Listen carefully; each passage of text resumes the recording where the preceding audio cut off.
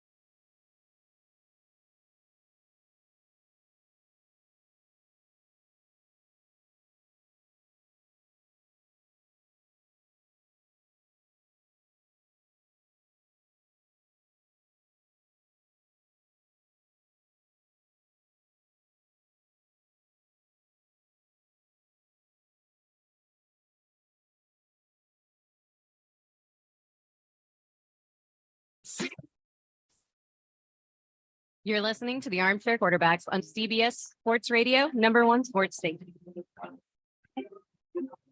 Good afternoon, and this is your Armchair Quarterbacks Sports Flash.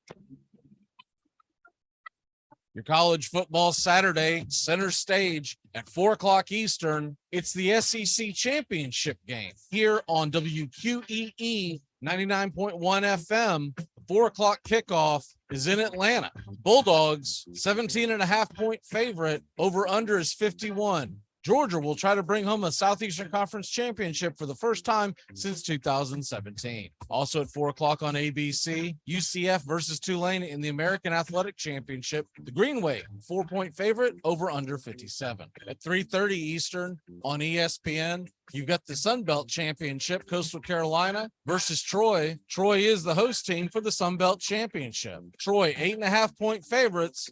The over-under is 48.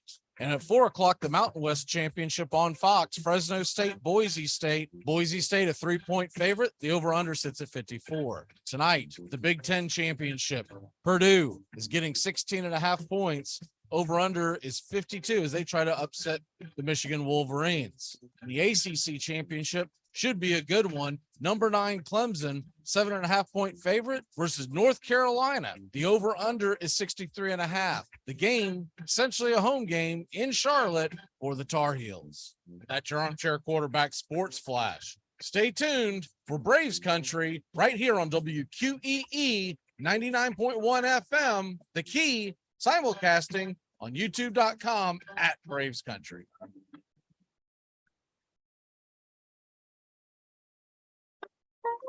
The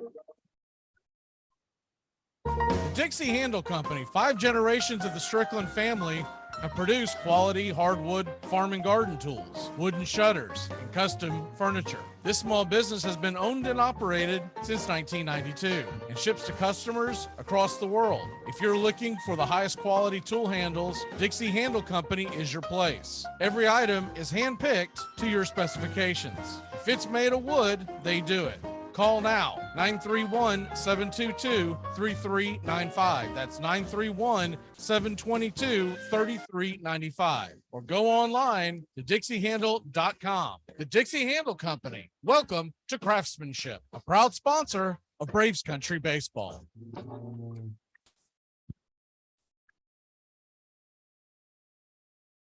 15 minutes could save you 15% or more. Is that Shakespeare? Nope. It's Geico. Yeah. That's Shakespeare from one of his unpublished works. Oh, it be not for awakening. Nay, give it all the berries.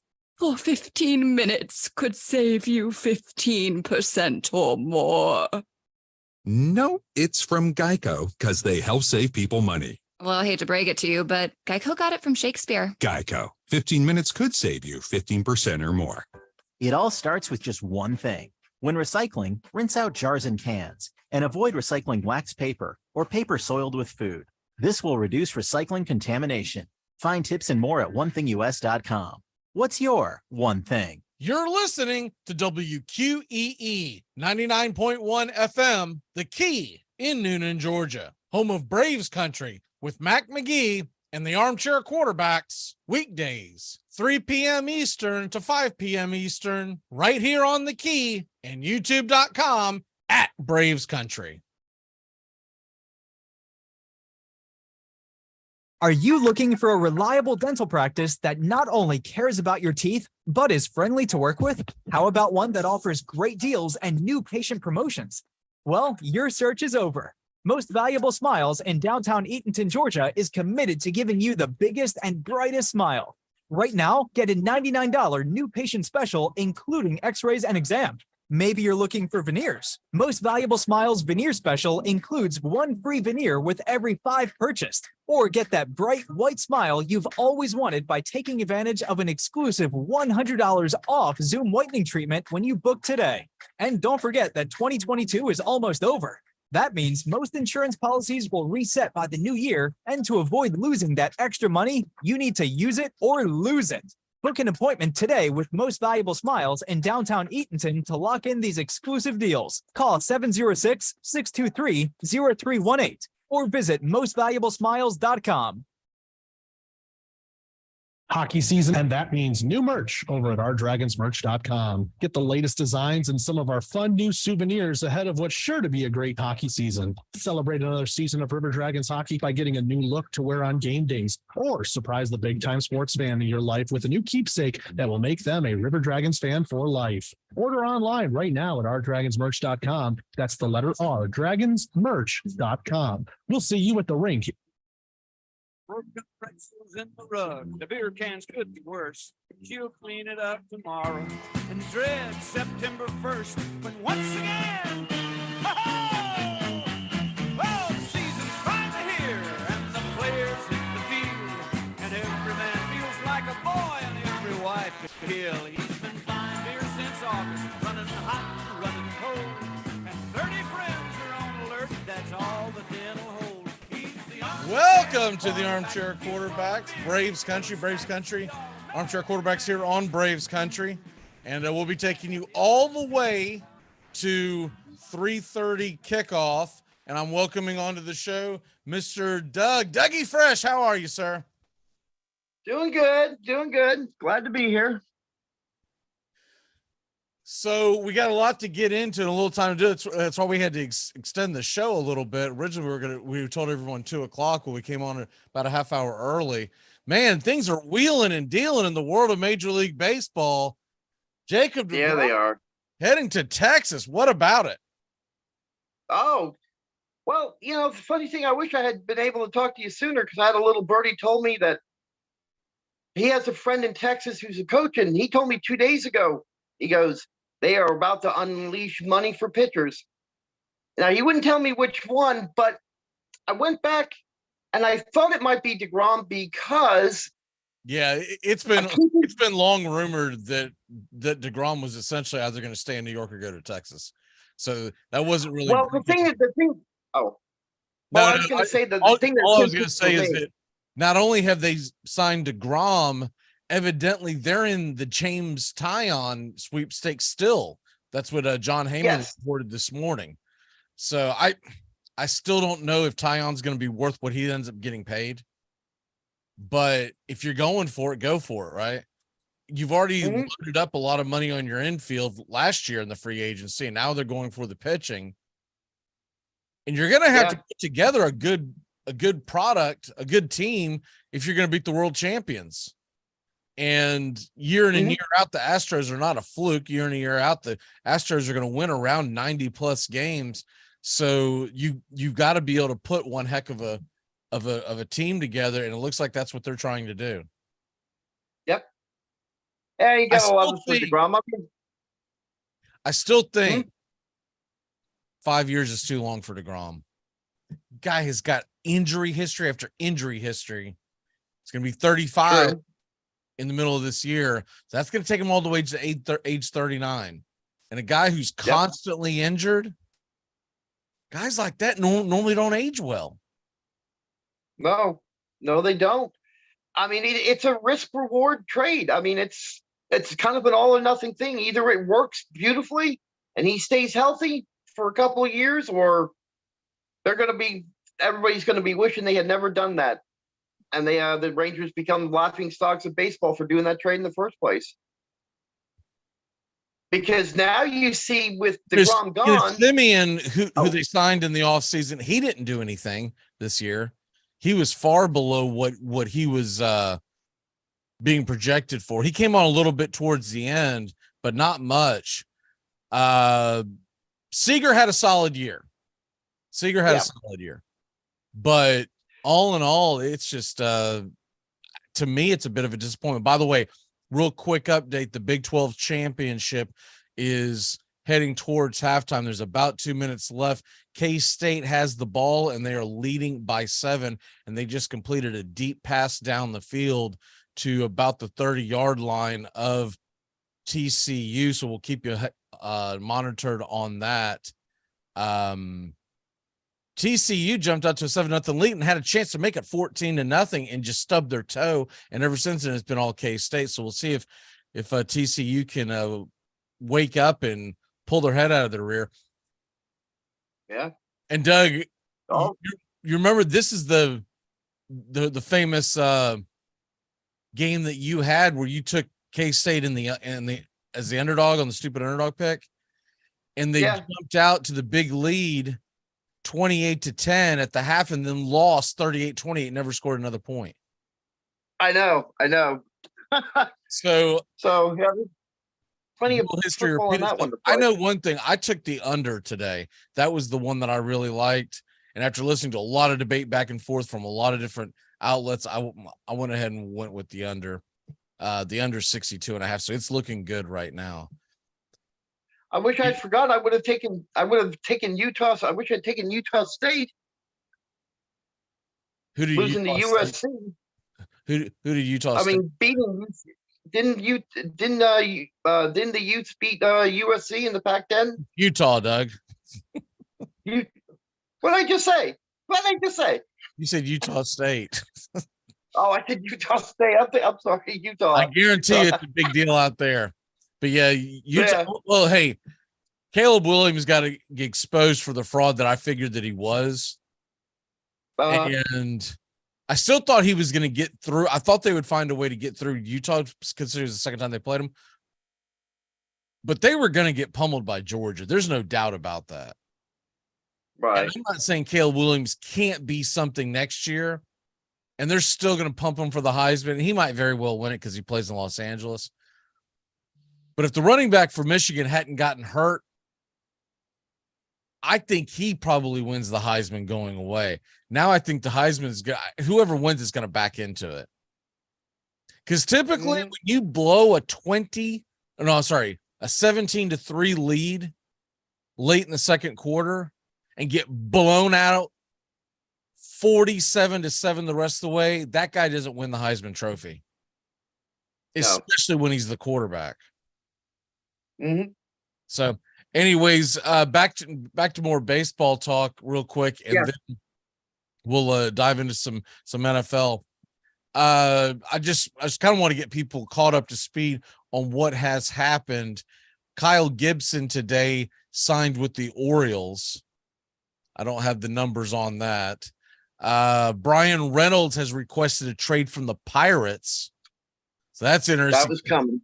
They've been trying to move him a long time, and he's been wanting to leave for a long time. Now he's actually requesting a trade. He wants the hell out of Pittsburgh. Yeah, so that's interesting. And other than that, Jacob deGrom, the 5-year 185. I still think it's just the Mets. It's a lot of money. The Mets offered him 3 years, 120. I think they said about a year or two ago. And he turned it down, and wisely so. He figured somebody was going to pay. Yep. And he really wanted out of New York. Look, he didn't even give the chance. He didn't even give the Mets a chance to counter the offer. He found that offer and he took off. He didn't say a word to anybody. He was gone. The minute he. Well, the Mets' last offer was about $50 million below that, so that's why. Yeah. So it's not. It was more of the fact of what's the point? Let's go. You're not going to give me. Yeah. And not to mention, he's going to Texas where there's no state income tax. Exactly. So to match him, bare minimum, just as a will of good faith, I think the Mets would have to go up around the 5,200 range. And he's really good when he's out there, but he's not working. I don't think. That's if he doesn't get mad cow disease or trip over himself and tear his shoulder or do something. It'll be interesting. Because every year is something with him.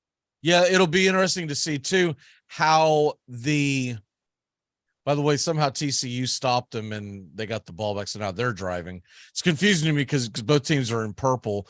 Today, the K-State team is in white with the purple outline, and TCU is in pretty much all purple. So every time I see one of them make a play, I have to think, wait a minute, is that K-State or is that TCU? Because the monitor's much farther away where I can't really see the thing. I also took K-State and teased them I'm sorry, TCU and tease them too on another wager. So I'm hoping they both cover. What I need TCU to win a game that's not really high scoring. That's what I'm looking for. Okay.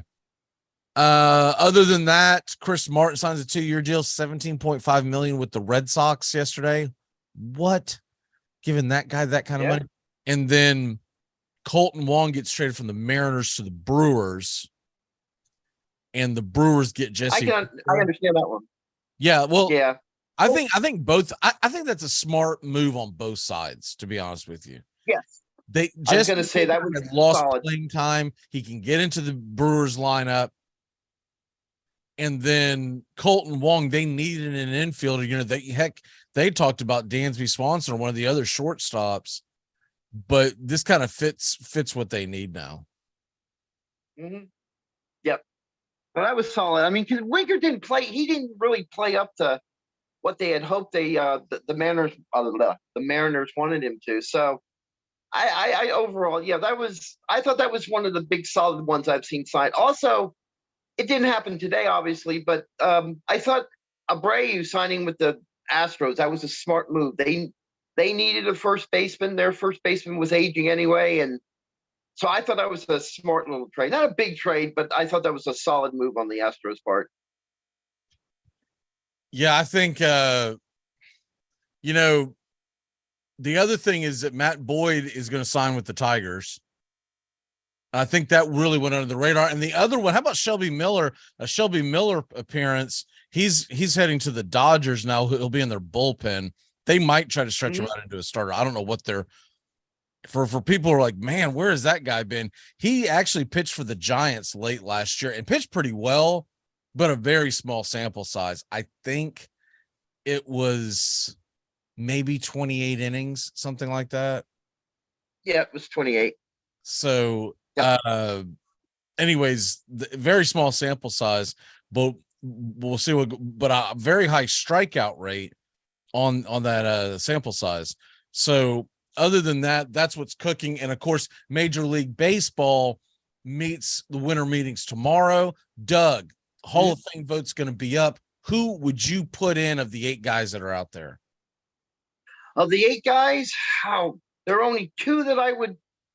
There's 2 on my list that I would, but I think in the end, Frank McGriff is the guy that I would put in. Among this group that I read, Frank McGriff is the only one that I would really, truly give my vote for. Oh, so you'd only put one of the 8 in?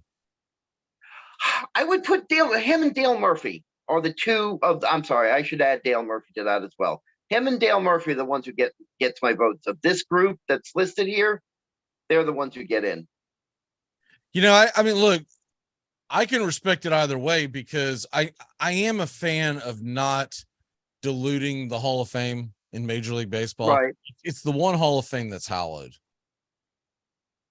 The NFL and the NBA Hall of Fame or Basketball Hall of Fame, it's getting to the point where they're letting everybody in, right? But baseball's the one that's left that you have to have been elite. With all that being said, I've got more in there than I would typically push for. And it's only because I think these guys got snubbed over the years. And remember, we had a few years where nobody got in over the last in this century, which is why these contemporary memories committees are there. I've actually got a number of 4. And I know it's a little high. Typically, you know me, I'd be like, don't let anyone in, screw them. But I got 4 guys that I think should be in there. Number 1 with the bullet, it's Dale Murphy. Mainly because outside of Mike Schmidt, he was the best player in the National League in the 1980s, period. He won 2 MVPs back-to-back. He led the National League in home runs. The 2 years following his MVPs, you could have made an argument that he could have been a 3 or 4-time MVP guy, but on the teams that he led the home runs, the Braves didn't play so well. And back then they didn't go purely by stats. They wanted to know where your team finished typically. Right. So I want Murphy in. McGriff is well overdue.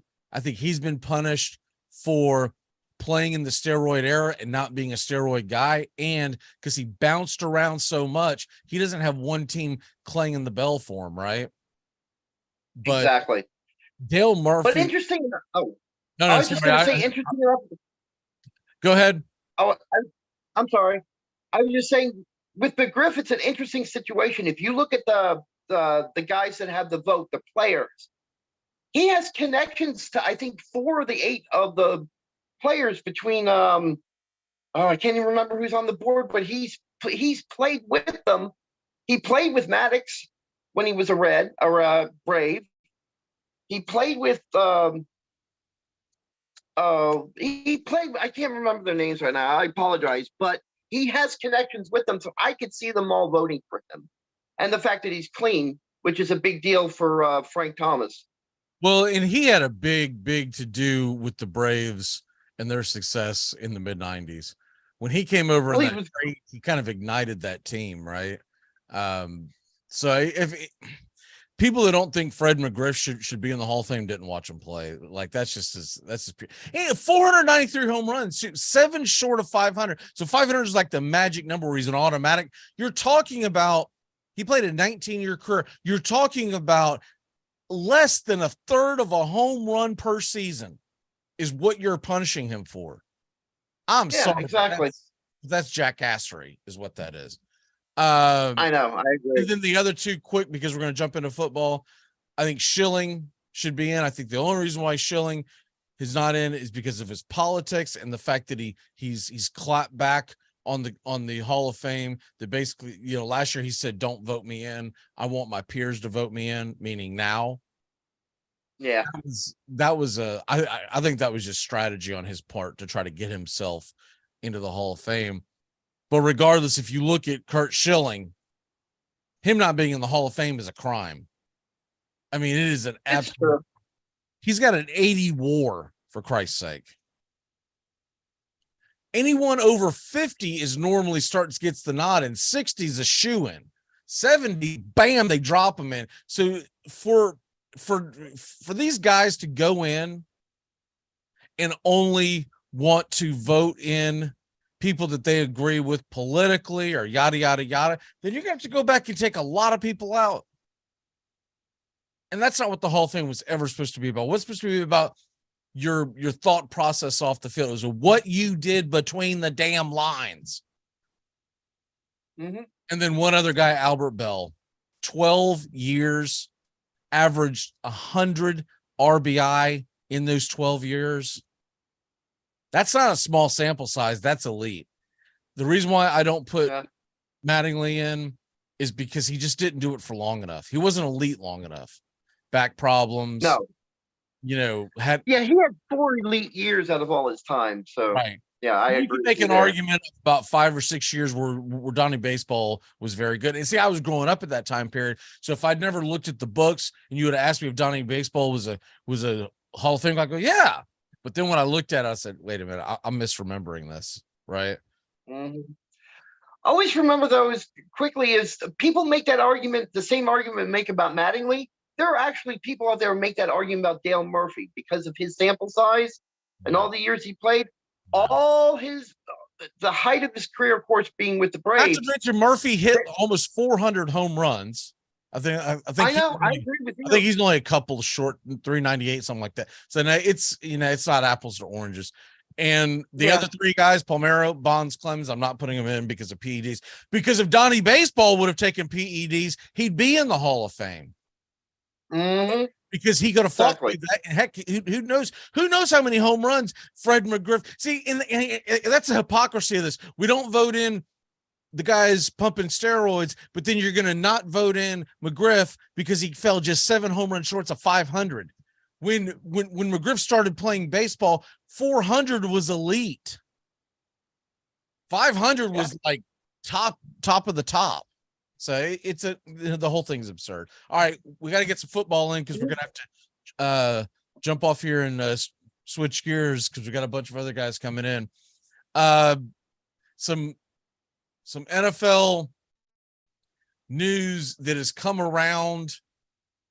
It looks like Joe Mixon is going to literally be a game time decision. So if you got Mixon, you better grab P Ryan, right? Mm-hmm. Well, unless you have a good backup plan. I had to grab P Ryan, and I hate having to roster him on one of my rosters. It's not one of the leagues that we're in. Is another one. And so you don't have a lot of room to drop, but I had to drop it because I have so many guys on buys. So I have to start the Cincinnati running back. I have to. So outside of that, couple other things that came across yesterday. Justin Fields will play. Aaron Rodgers will play, which makes Christian Watson much more attractive, right? Mm-hmm. Yep. What are you looking at heading towards week 13? Is we all try to make that playoff push? I know.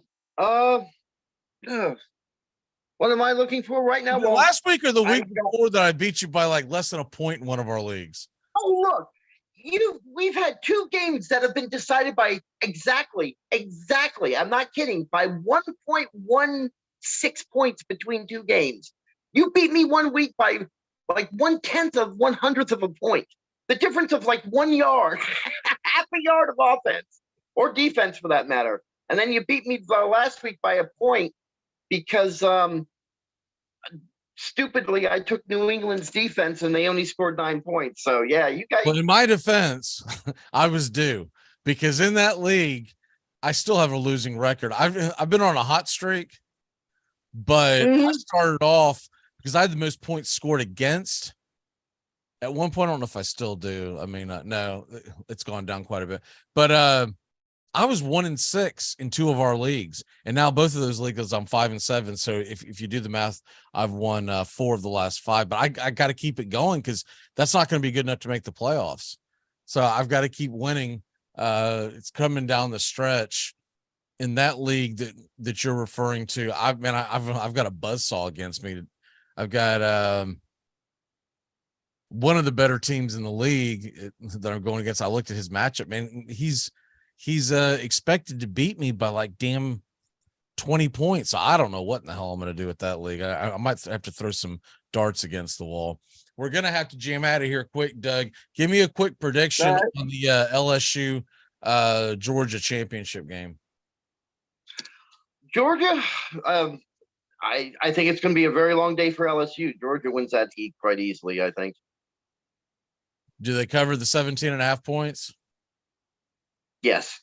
Does Purdue cover against Michigan, or does Michigan clear it? That number I think is 16.5 points. That's closer. Yeah, Michigan will cover. All right. You got any upset predictions for tomorrow? Oh well.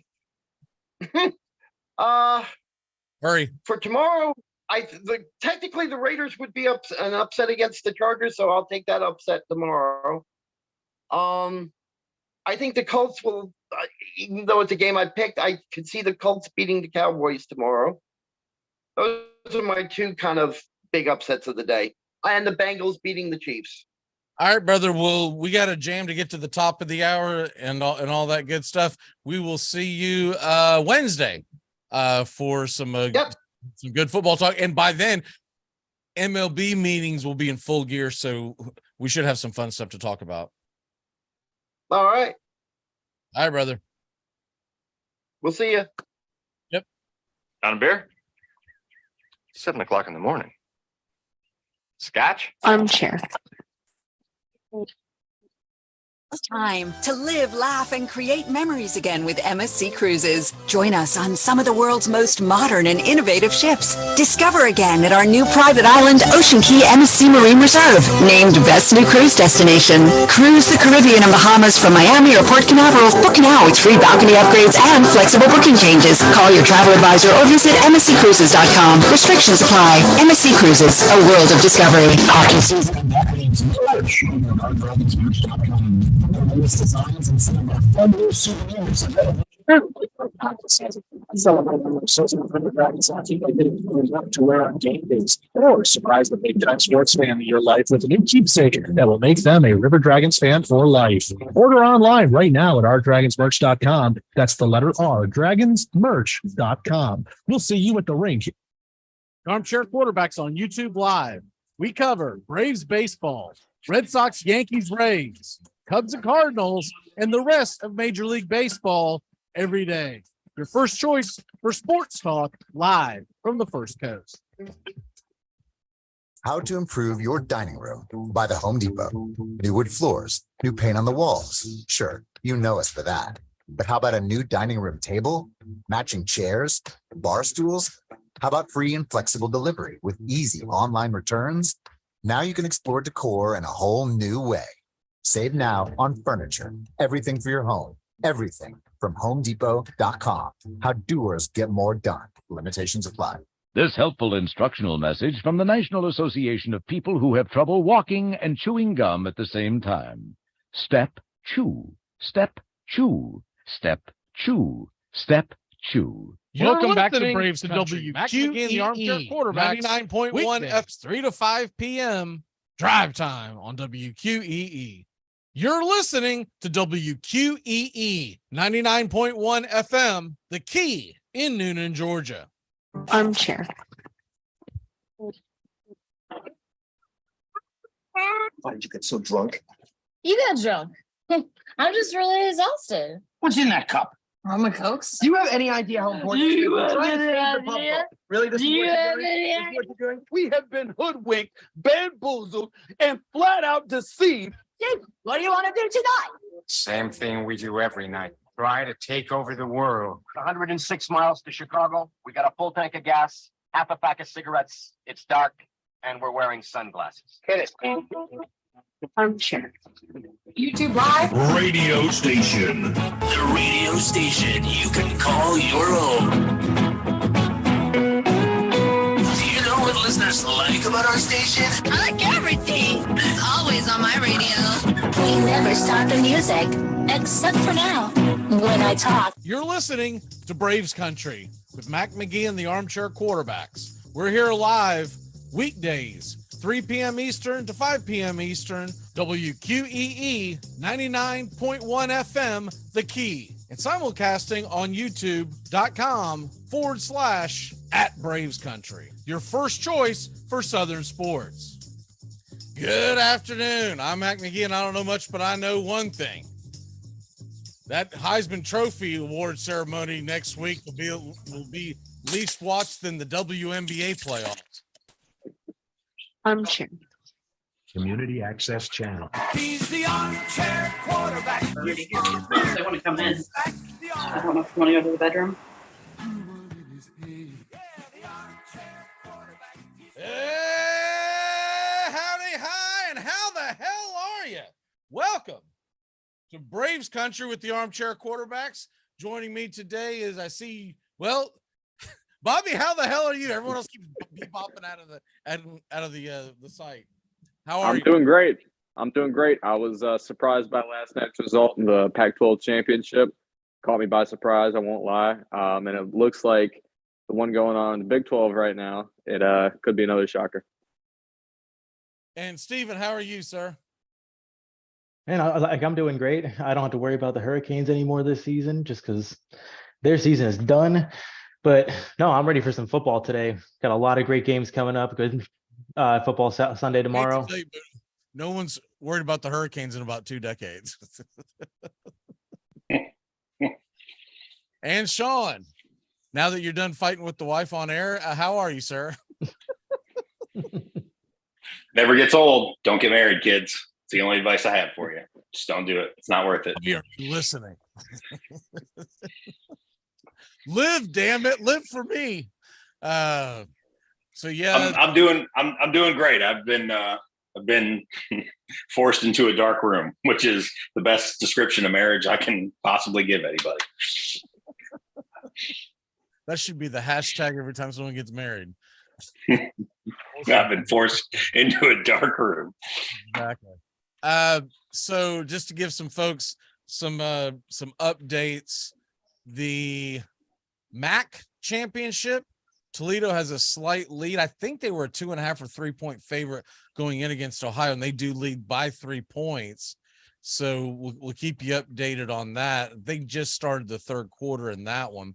And then K-State is clinging to a 14-10 lead. Remember, they were up 28-10 on TCU at halftime the last time they played, and TCU blew their doors off, much like we saw last night in the Pac-12 championship, where 44-7 with 5 minutes left in the second quarter was the Pac-12 championship, as USC took one on the chin. But the last time that they played, TCU was down 28-10, came roaring back and won 38-28. So with all that being said, that I felt like that over was a little high. It's not terribly out of place. I mean, you're talking about a kick return for a touchdown to start the second half would have it about on par, or any kind of pick six or whatever. But right now the total is 24, and the over under, I think at kickoff, was right around 62 because it popped up a little bit. It's either 62 or 62.5. I took the under, but I did tease it because I felt good about it, but I didn't feel that good about it. So anyways, I've been doing more teasers the last half of this season and have more success with that. And now it's getting to the point where I almost don't want to take a game unless I'm doing a 2-team teaser. The only problem with that is they both have to hit. So there is no breaking even. And you either win with those two games or you get it handed to you. We do have some interesting games that'll be kicking off shortly, as we're going to take you all the way to the 3:30 here on the Key WQEE here in Atlanta. And they'll go out to the SEC championship game with their pregame show. And of course, the Georgia Bulldogs are going to hunker down and take care of business against the LSU Tigers about 4:00 Eastern. That will be right here on the Key. And I still think that both teams want to win this game. I don't think this is a situation where Georgia's going to sleepwalk through it and say, let's get ready for the playoffs. Because I mentioned it yesterday, they haven't won the SEC championship since 2017. And that may not mean anything to you and I, the listener or whatnot, but they get swag. They get a ring for that. You want to win. And plus you want something to look back on, because you go to the playoffs, you don't know what the heck's going to happen. But if you can look back and say, hey, we won our conference championship, that's still something to lean on. Same thing with Michigan and Purdue tonight. Sean, who's with us, Sean, big Michigan fan. How you feeling about your boys tonight? I've done the merry-go-round this week. I was first of all, I'm very nervous about Purdue. They're not referred to amongst Big Ten fans as the spoiler makers for no reason, because they love to beat teams in the top 15. Something about the way Jeff Brom prepares them for teams that are kind of above their station talent-wise. They're going to pull out all kinds of crazy stuff tonight. I mean, like hook and ladders, flea flickers, everything's on the table. I'm a little concerned that they'll win, but I was also really concerned last year about Iowa, and we dump trucked them. This is a different challenge because Purdue doesn't run the ball at all. They're just going to throw the ball all over the place. And I really don't think they can match up with us at the line of scrimmage. And I think that's going to be the thing, is if Michigan comes out and just runs the ball, 40 times, even if the game's close early, I see Michigan pulling away late. Back middle, throw, shoestring catch by Kelly, and he's slammed to the turf. Good Lord. It couldn't get any worse. Not only does the audio snake in there, it's Beth Mowins. Oh, Lord. Louise. I do apologize for that. Had to reload our screen for the YouTube. And anyways, no one cares about the ins and outs of that, but just want to put the score up there so folks can keep an eye on it. It's a 16-point margin. So I see some money has come in on Purdue, because at one point it was around 16 and a half most of the week. And the over-under's 52. Seems a little high to me. I took the under, but once again, I teased it, right?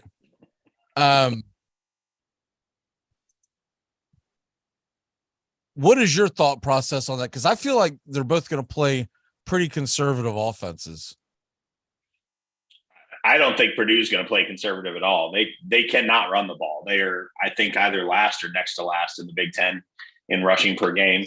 They're going to chuck the ball all over the place. I thought the under was actually too low. Did you? Okay.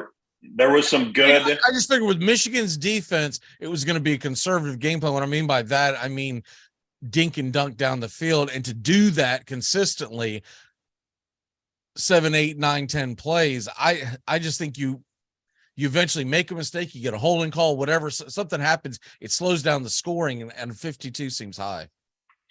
For the Big Ten uninitiated or people who don't watch as much Big Ten as I do, which is not a lot of people, keep an eye on Charlie Jones. He's by far Purdue's best wide receiver. He came from Iowa, which, why anybody would sign up to play a skill position on the offense at Iowa is beyond me at this point under Kirk Ferentz. But he's number 15. I've got a theory behind that. He got to Iowa and they found out, dude, you're actually good. You shouldn't be here. That's probably likely. Keep an eye on 15 Charlie Jones, because I think they're gonna do a lot of stuff to try and get him on DJ Turner, number 5 on Michigan secondary, who's by far our worst defensive back.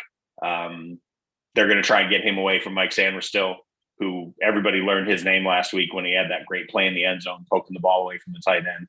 He's a converted wide receiver. This is his first year playing in the secondary, and he's by far our best defensive back, which is amazing. That'll be the thing to keep an eye on, because if they get Jones rolling early, Michigan's going to have to make some changes. You make a good point. Michigan's defensive line is legit. For all the worries that Mozzie Smith might not play in this game because somebody tried to dread something up about him getting arrested back a couple months. I think it was a month or so back. He already reported that to the university. That was much ado about nothing. So if Michigan gets in the backfield early on O'Connell, that'll really drive the under down. But you can get crazy odds if you think this is going to be a shootout, like the 60.5. I've seen the 60.5 number as high as like plus 1,500. So if you think it's really going to be up and down the field, you can put some ducats on that. One of the numbers I saw was Jones's over under receiving yards this morning was 79.5 yards. And I feel like that's kind of low. That seems really low, because he can break 2. He can break 2 slants and get that. I mean, he's very elusive. I'm trying to think of the guy that the name of the guy that Georgia has that's kind of like him. Clemson has one too. These kind of undersized, I don't want to just call them white wide receivers, but I mean, that's what they are. Like these Wes Welker types who kind of get in space and they just make people miss.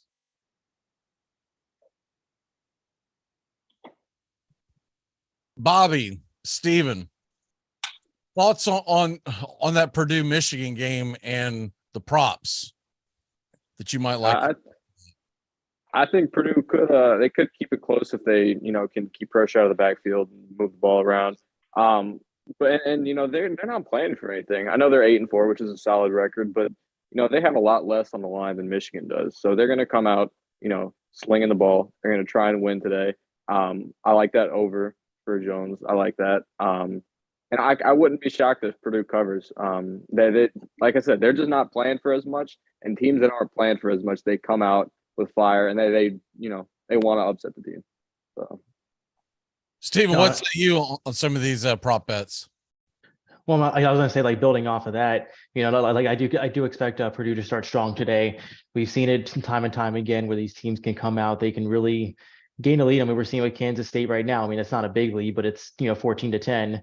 But it's really going to be the second half to where they can sustain it. But right now, Purdue is +9 for the first half spread. I think they'll easily cover that. I think it could be even be tied going into halftime, depending on how Michigan comes out.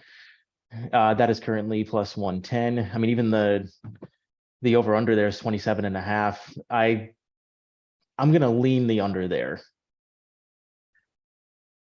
By the way, I just checked Underdog this morning. It has jumped up to 81.5 for Charlie Jones, Sean. Still seems low. But the one thing is, 8 of the 11 games he's played this year, he has cleared the 85-yard mark. And when he clears it by a bunch. It's normally not like, he's barely getting over that hump. He's usually in the 100-yard range. So he has been bottled up a few times, but Michigan could also go with the idea of that's okay if he beats us, but we're going to shut down the rest of the team too, right? Yep. And if they are playing from behind, which I believe they will, he should get a chance. Charlie Jones should be day one draft pick, right?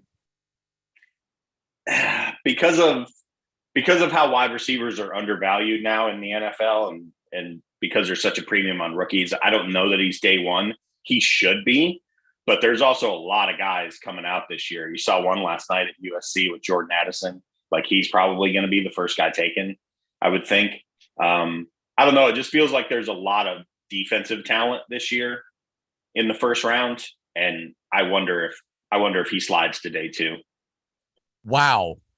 So, update. Looks like TCU just got a safety. Yep. It was almost a fumble recovery in the end zone. They're kind of looking around. I don't know if it's one of these things. I wasn't watching the play live, but one of these things where, let's see what happens here. Oh, his arm's going. Well, I don't know. The quarterback's arm was about to go forward, but the linebacker stuck his mid up and kind of prevented his arm from moving forward. So I think it's going to stick. So it'll be 16-10 with Kansas State getting the ball. Good heads up move by their right tackle, jumped on the recovery in the end zone, or that could have been a disaster. Man. Oh, Alabama's got to find a way back in the freaking playoffs. Good Lord. I don't watch ESPN anyways, but I'm going to end up just seeing it in the timeline on social media of Fine Bozo and Screaming A this week, just going at each other for the next 4.5 days. Oh, God, I'm already despising it. They're going to find a way in, and then so Sean and Bobby live in Tennessee. They're going to have to listen to the next several weeks about how Tennessee should have been in. That's God. Oh yeah, I'm already hearing it. Video. And I can see the argument, but I also know why they're going to put Alabama in, because they've been one thing they've been consistent about over the years. And I've never agreed with the thought process. And I raised Cain about it for the last, what's this thing been around 8 years?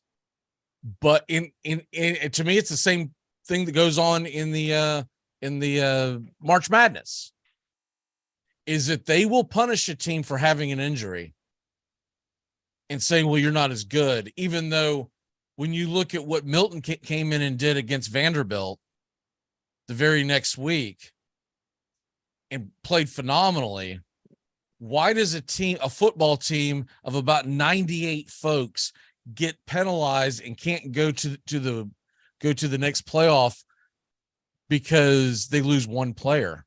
Give them a chance to prove that they can win no matter what. When it comes to that time for the 12-team playoff, 100%. But I mean, like in the 4-team, it's really like get down to a question of, does the loss of Hooker really set that offense back even a little bit? Because I mean, part of what made Tennessee great was how good Hooker had been this year. But it didn't, because they hung 56 on a Vanderbilt team that beat Florida and was playing pretty good football going into that game. And I'm not saying that Vanderbilt is Utah by any stretch of the imagination, right? But I'm saying that 56, they could have named their score. I watched the majority of that game. They took the foot off the gas. So I don't think it's fair. And Steven, if Miami ever gets it turned around and you're in the same position, and let's just say Van Dyke goes down on an injury, but you're right there, and the team that beat you gets to go with the identical record, you're going to be raising $300 worth of hell. Van Dyke's going to be the starting quarterback in South Carolina next year, so that's not happening anyways. But no, he already committed for next year. Aiden Garcia might be better than he is in that system. That's surprising.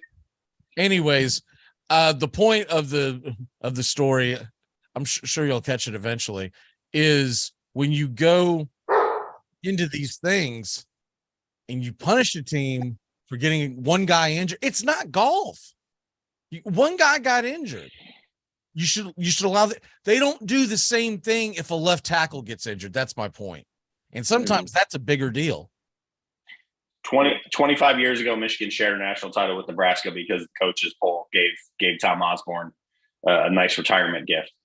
It's been 25 years, and we're still not settling things on the field. And until the playoff comes in, it's not going to change. It's still a subjective popularity contest. It's going to suck when Alabama gets in after TCU loses, if they lose. But it's a subjective popularity contest. It has not changed. It's exactly the same as it was during the BCS, which was exactly the same as it was before we had the BCS. Was supposed to fix that. The playoff was supposed to fix that, and it hasn't. But when you limited it to 4 teams, by definition, teams 5 and 6 are going to have a gripe if you have 1 and 2 losses. With that argument, with that argument, teams 13 and 14 are going to have a gripe. Right. It's not. I'm not saying that's. I'm not saying the picking of the teams. That's the issue. How they pick them is. It's not fair to Tennessee, who beat Alabama on the field, that they are going to get taken. And the way I would look at it is they lost because their quarterback got hurt in the middle of that game, and then they bounced back the next week when they had a week of practice, et cetera, et cetera. Alabama lost 2 games this year, 1 to Tennessee, and that's my issue with it.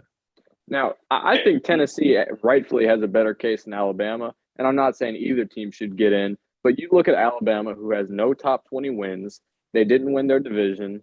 They lost to only 2 good teams they really played on their schedule. They barely beat Texas A&M, barely beat Texas, barely beat Ole Miss. They don't have a strong resume. And I know Alabama's Alabama. They're going to put a great team on the field every year, but you got to look at it objectively, and they don't have a strong enough resume to be a playoff team. But the same reason that people they'll put Alabama in is the same reason that they're not taking that Tennessee 56-0 win over Vanderbilt seriously. They still think of Alabama as Alabama and Vanderbilt as the lowly Vanderbilt. Mm-hmm. And by the way, quick update: they did not call that a safety, which was a really bad call on their part. But Kansas State got the ball back and has now scored a touchdown, so it's 20-10 with the extra point pending. So. We're going to have this argument, it looks like. All week long, baby. All week long. I can already hear. Alabama only had 2 losses by 4 points and 5 points. I can hear screaming AC now. You mean to tell me that a Tennessee team that got dog walked in Columbia, South Carolina by Spencer Rattler belongs above Alabama? But that loss looked a lot better 7 days later when they went into Death Valley and took care of Clemson. But you know what? Tennessee's going to argue with you with facts about the fact that they have 5 top 25 wins. They beat Alabama on the field, and Alabama's going to argue back with Roll Tide. And Alabama's before this is even a national championships. Before this, this is even a conversation. We've seen it so many times this year. TCU is plus 275 to win. If you think they have another comeback in them, that feels low. There's still 28 minutes left in that ball game, and they're about to get the ball back. If you're going to take that bet, do it now. Don't wait. Do it now. I already did it at plus 115, so I'm taking it at plus 275. Now there's an interesting discussion. I know TCU. Let's say they lose today, and let's say they lose by somewhere between 4 and 7 points, a relatively close loss. Do they still stay in, or do they get bounced if they lose? Nope, they're out. They're gone. If TCU loses, but it's not like an absolute tub thumping, they should get in. I'm with you on that. Should but won't. The fact that they'll only have 1 loss, and knowing they're going up against head to head for the pick has a conference title, so you can't put that argument. And the team that they would have lost, they've already beaten, so you can argue that too. But they can't get boat race. That's the problem. Yeah.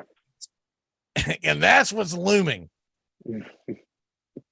They keep within 10 points, I say they still have a good shot at the playoffs. It's just like you can't take Michigan out if they lose. You can't take Georgia out if they lose. I think TCU's in, but they can't get boat race because can't think of that knucklehead's name, but Heather Dendrich or whatever her name is, the one that's been doing what is Heather it?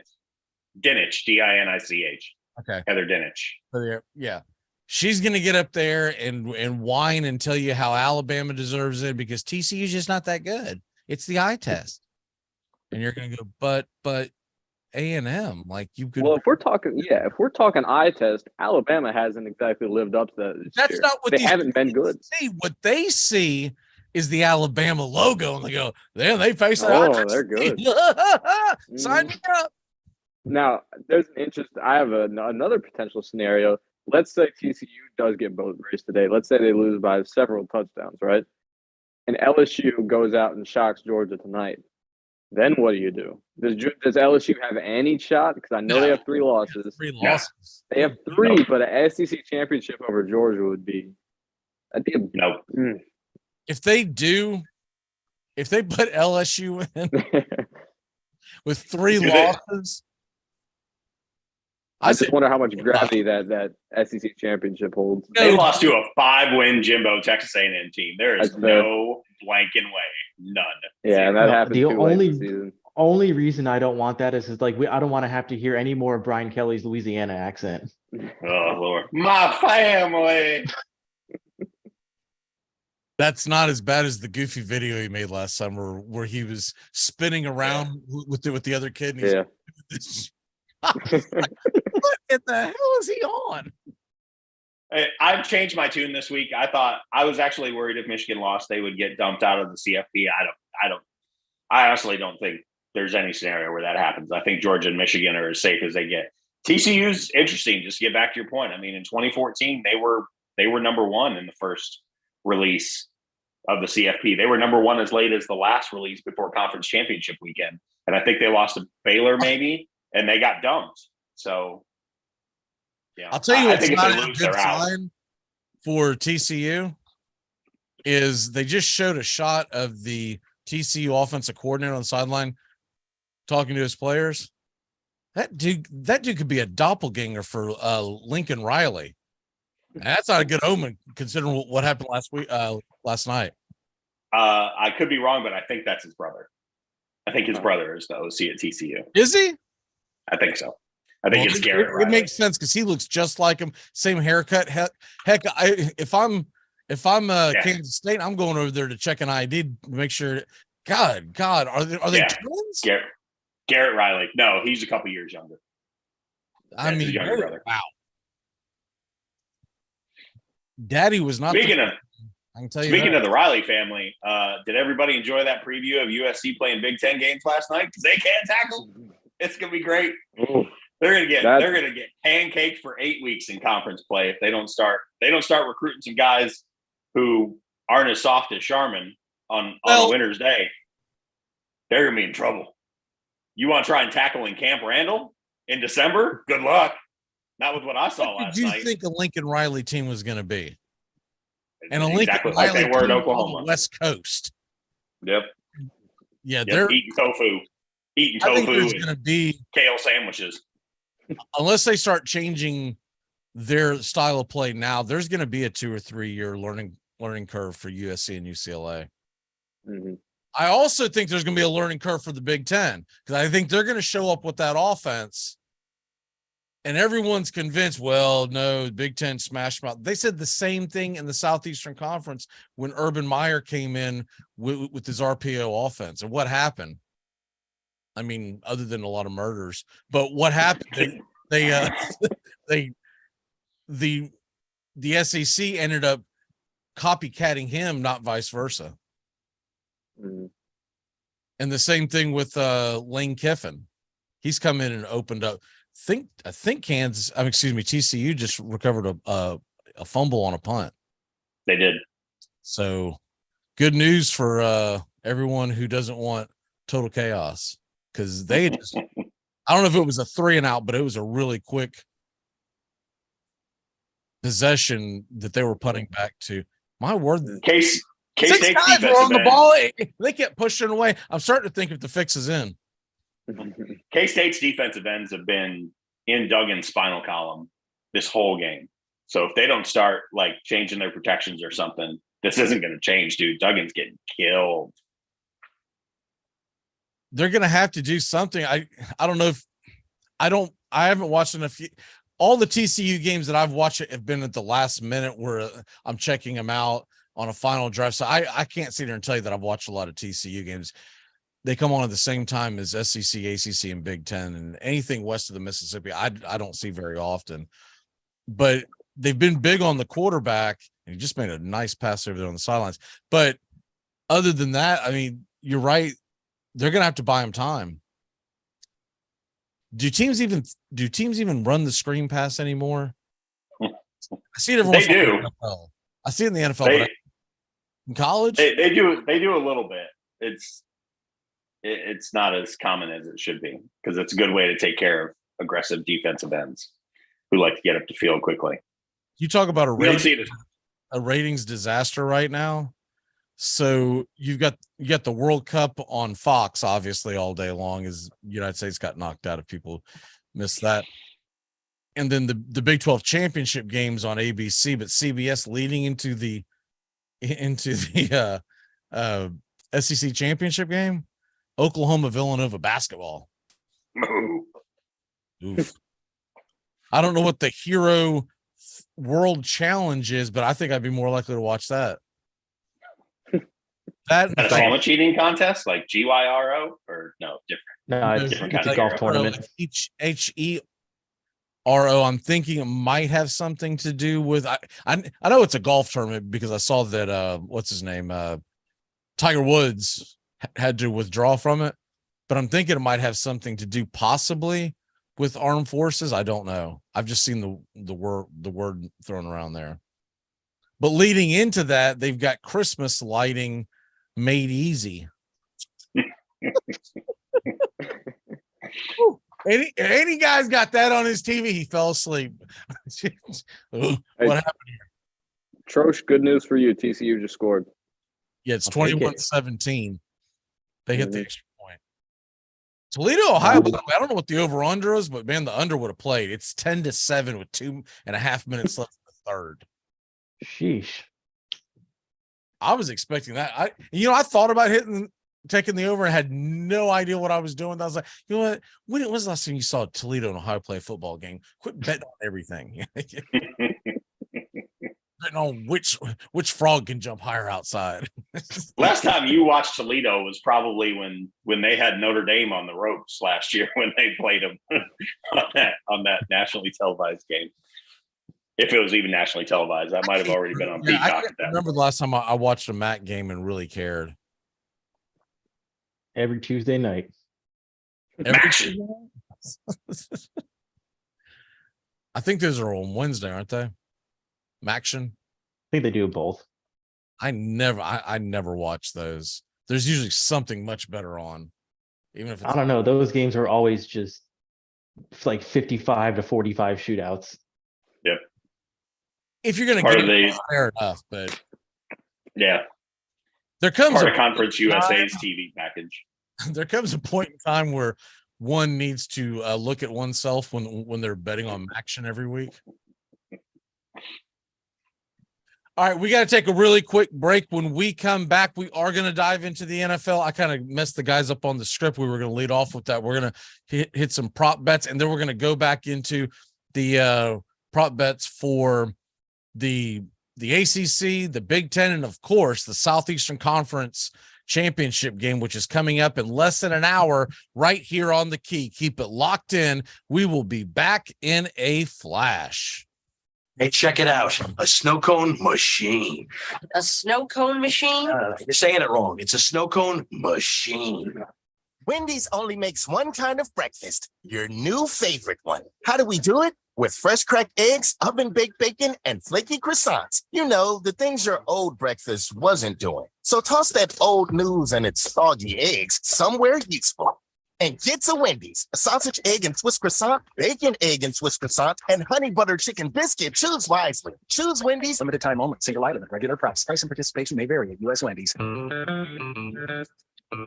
Hey, sports fans. The Key has a brand new show. Braves Country is coming your way. Weekdays, 3 p.m. Eastern to 5 p.m. Eastern. Drive Time. on WQEE. Braves Country is a Southern sports talk show with Mac McGee and the Armchair Quarterbacks. We'll be talking the Atlanta Braves and Major League Baseball, along with everything important to sports fans in Braves Country. The SEC, ACC, Big Ten, and the National Football League, and the big sports news of the day. That's Braves Country with Mac McGee and the Armchair Quarterbacks. Weekdays, 3 p.m. to 5 p.m. right here on WQEE, The Key, 99.1 FM, and simulcasting on youtube.com/@Braves Country. Choose a yogurt that's right for you with 2 grams of sugar per 5.3 ounce serving. Too Good Greek yogurt is too good to be true. So Delicious dairy-free yogurt and Silk yogurt alternatives are delicious plant-based swaps you can enjoy by the spoon or add to recipes. Oikos 000 yogurt and Light and Fit yogurt are tasty, non-fat yogurt options. So many flavors, varieties, and possibilities. Elevate any recipe and your everyday with yogurt. You're listening to WQEE in Noonan, Georgia, home of Braves Country. Weekdays, 3 to 5 p.m.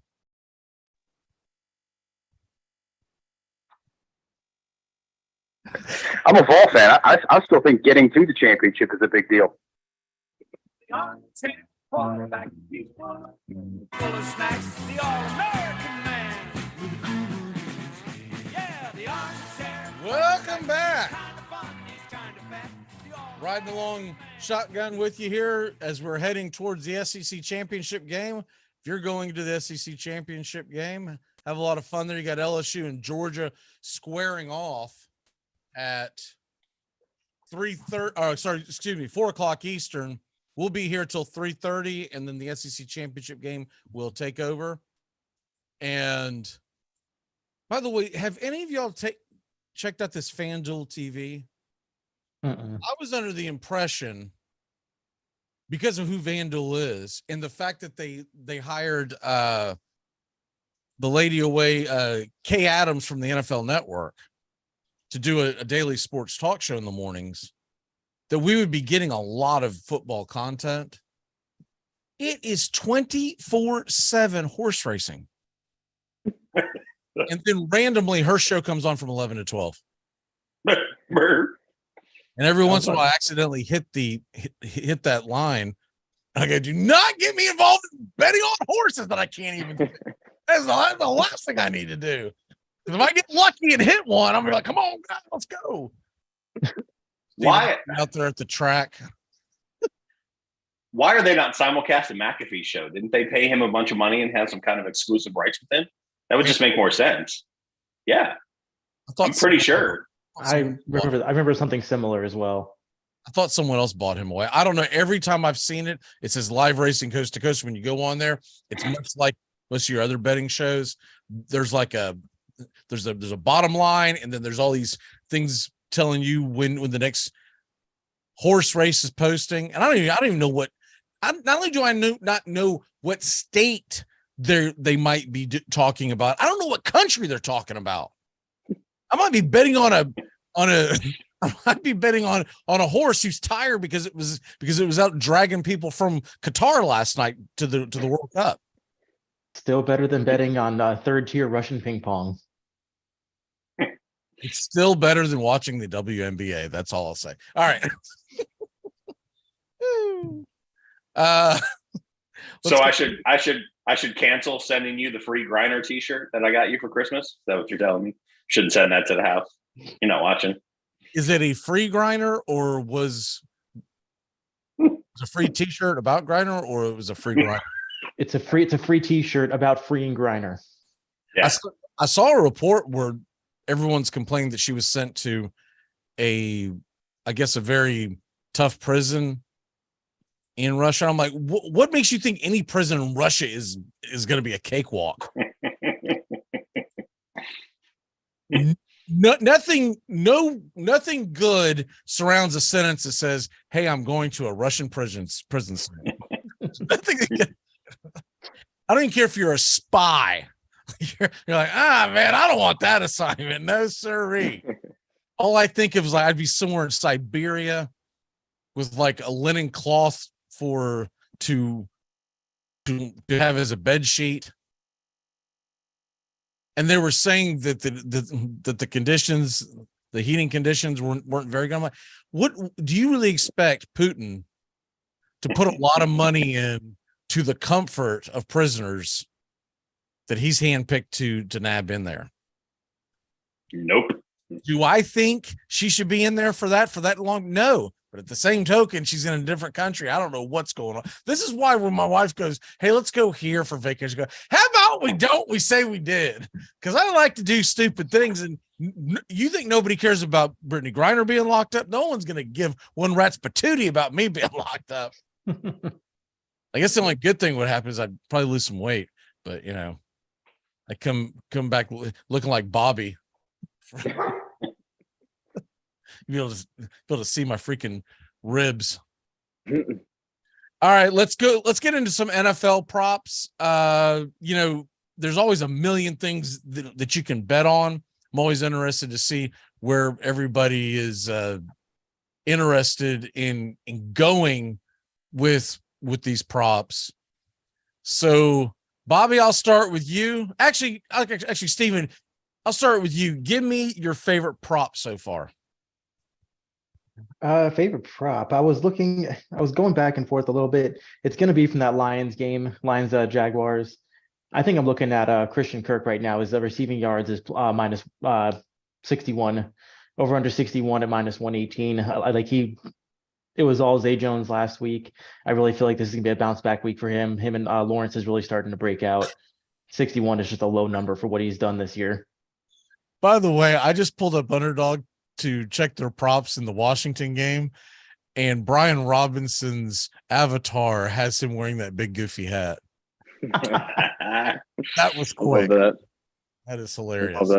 Someone else was it Josh Allen was wearing one? Mm-hmm. There was a bunch of people wearing it. That's like taking over now. Oh, it's going to be such a bad decision. You know, you think you look stupid in Flock of Seagull haircut, Sean, when you're growing up as a kid. Wait till Bobby has to rewind 20 years from now and explain to folks why he had that big goofy hat on. Yo, dog, I was fitting in. You say so. It's funny because no one else is even wearing a ball cap on any of their avatars. But you just randomly see the Vic. I mean, does the guy that owned that company, he has to have some kind of a stake in he's friends with Brian Robinson. He's friends with Brian Robinson, and Robinson promoted it. Or does he have stock in Underdog? How did it end up on Underdog? I think it's just because it's a viral like meme going on. I know they had Joe Burrow's picture as like him wearing those glasses and the whole fursuit or whatever. So I think they're doing it as kind of just, hey, it's trending. He's I'm not complaining. I just find it entertaining. Yeah, it's funny. Oh man. So TCU just sacked K-State at midfield, and the quarterback was nonchalantly kind of going to the ground with that ball. He's lucky that thing didn't come out. All right. And they were in field goal range too. They're not now. Not no more. One of my favorite props to check every week is what is the passing yards for Russell Wilson. This week it's 221.5 yards. Can't take the under fast enough. Yeah, in Baltimore. His passing attempts 32.5. Do they even try to throw there? I mean, I feel like they're just going to try to hand it off to Latavius Murray 3 times and then punt on 4th and 8. I don't have any confidence that game will be close enough for them to actually throw the ball around, right? The Ravens issue has been the fourth quarter. Like if you actually, I'm sure you guys did watch the Jags-Ravens game last week because you got it locally there. Like the Jags were having a tough time until the fourth quarter. Something about the Ravens' depth. They I don't know if they just tire out or they don't have a lot of guys to sub out in their defensive personnel packages, especially in the back end. But their bugaboo has been the fourth quarter. I just don't think the Broncos are going to be close enough for it to matter. Even beyond the Jaguars game, that's been the tale of the season for the Ravens. They've blown so many games. I mean, all in the fourth quarter, really. It's it. Giants. Yeah. What about Lamar Jackson over under rushing yards against that Denver defense is sitting at 61.5. Sounds low. And 10 rushing attempts. He was questionable earlier in the week. I think it was a quad. I could limit how much he runs. I've got a decision to make in one league that we're not in together. I've got him and I've got Justin Fields. And do I trust Justin Fields, who's just coming off that injury, or do I go Lamar Jackson against that Denver defense? Fields is back. I thought they shut him down for the season. No, he got cleared yesterday afternoon. I think it was Mooney that we shut down for the season, right? Yeah, Mooney's on IR. I saw that, but yeah, I thought they were just.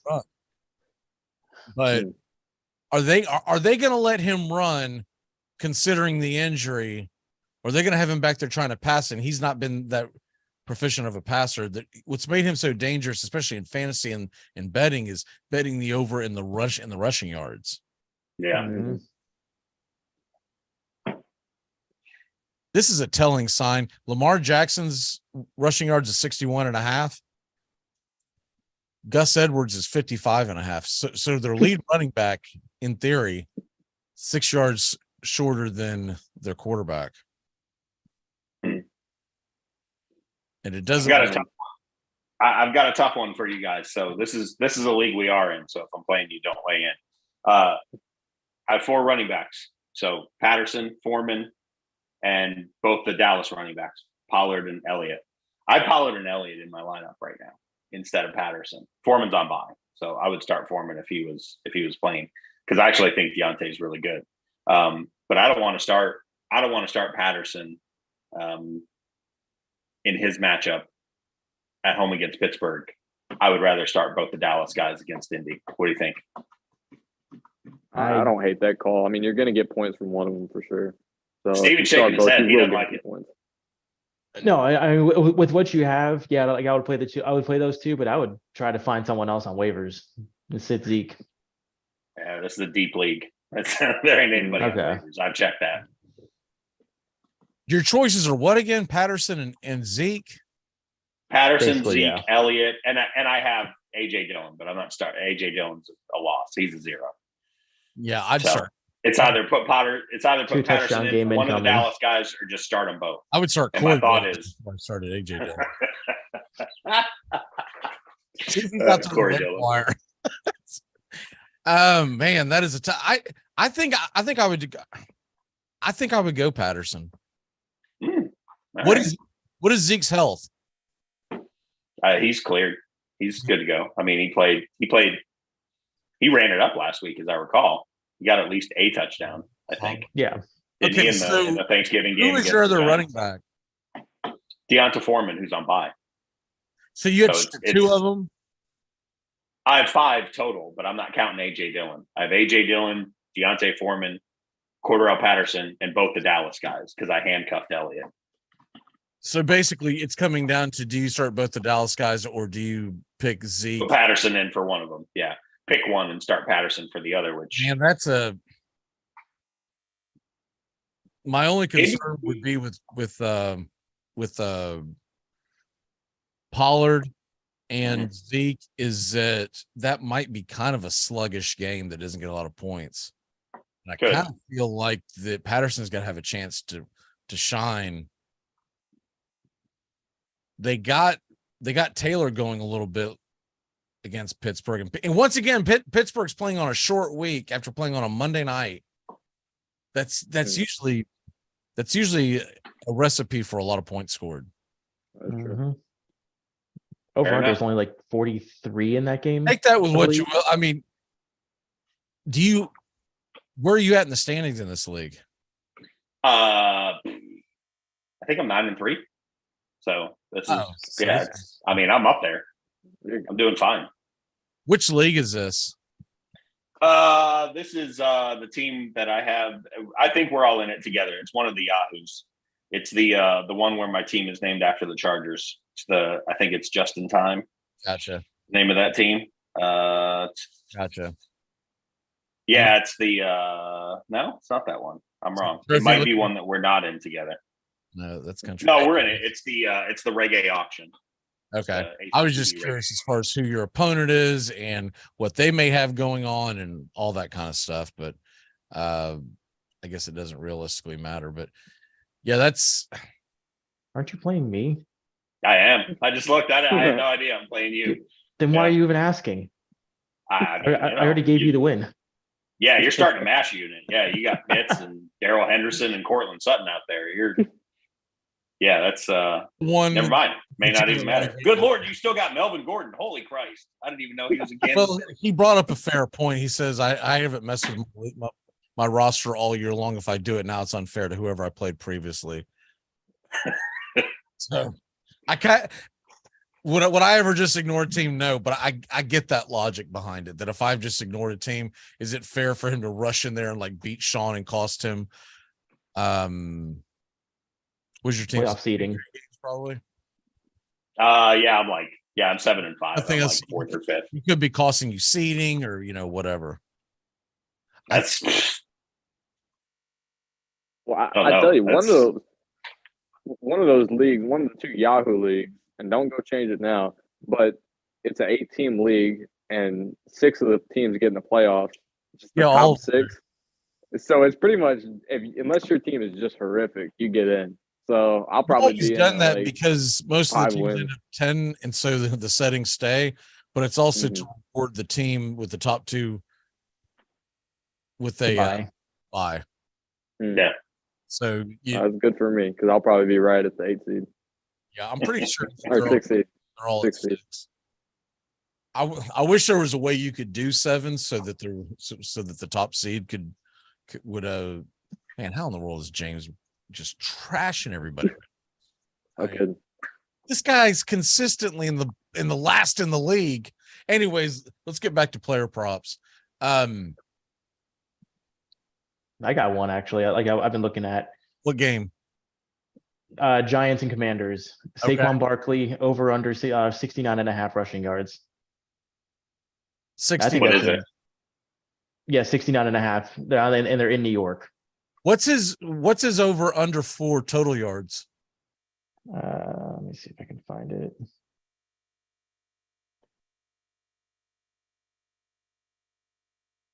Here's another one I like. Garrett Wilson over under is just 60.5 yards against that Minnesota secondary. He is.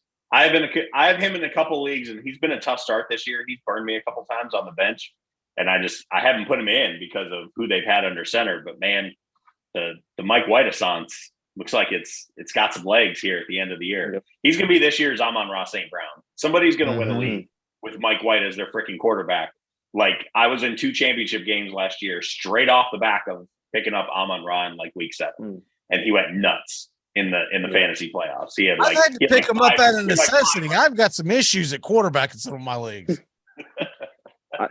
I'll tell you a prop I like. It's in the Raiders-Chargers game. The Chargers' run defense is terrible. They let James Conner do work last week, and as a Cardinals fan, I can attest that he's not the best running back.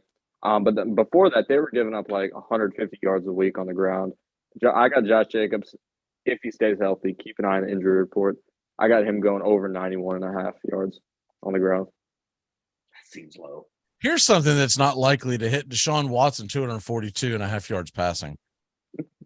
His first game back, and they'll be able to run the heck out of the ball. Especially with Chubb. Can we get a prop on the number of times they show the accusers in the owner's box? Is that over 242? CBS is going to do that. They're going to take every chance they can get to show. Here are the women who accused Grover Cleveland or Deshaun Watson of impropriety. Did you just call him? I bet they don't show him once. Did you just call him Groper Cleveland? Yeah, my son gave me that one. That's my new favorite one for the week. That's great. He called it. He said, "Are we going to put that in the 4?" He said on the 4 box on Sunday, "Are we going to put Groper Cleveland versus the Houston Texans on the TV?" And I went, "Who?"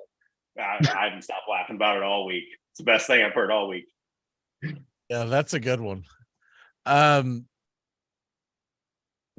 So I guess where I'm getting at with that, I want to be able to get Groper out of my head now.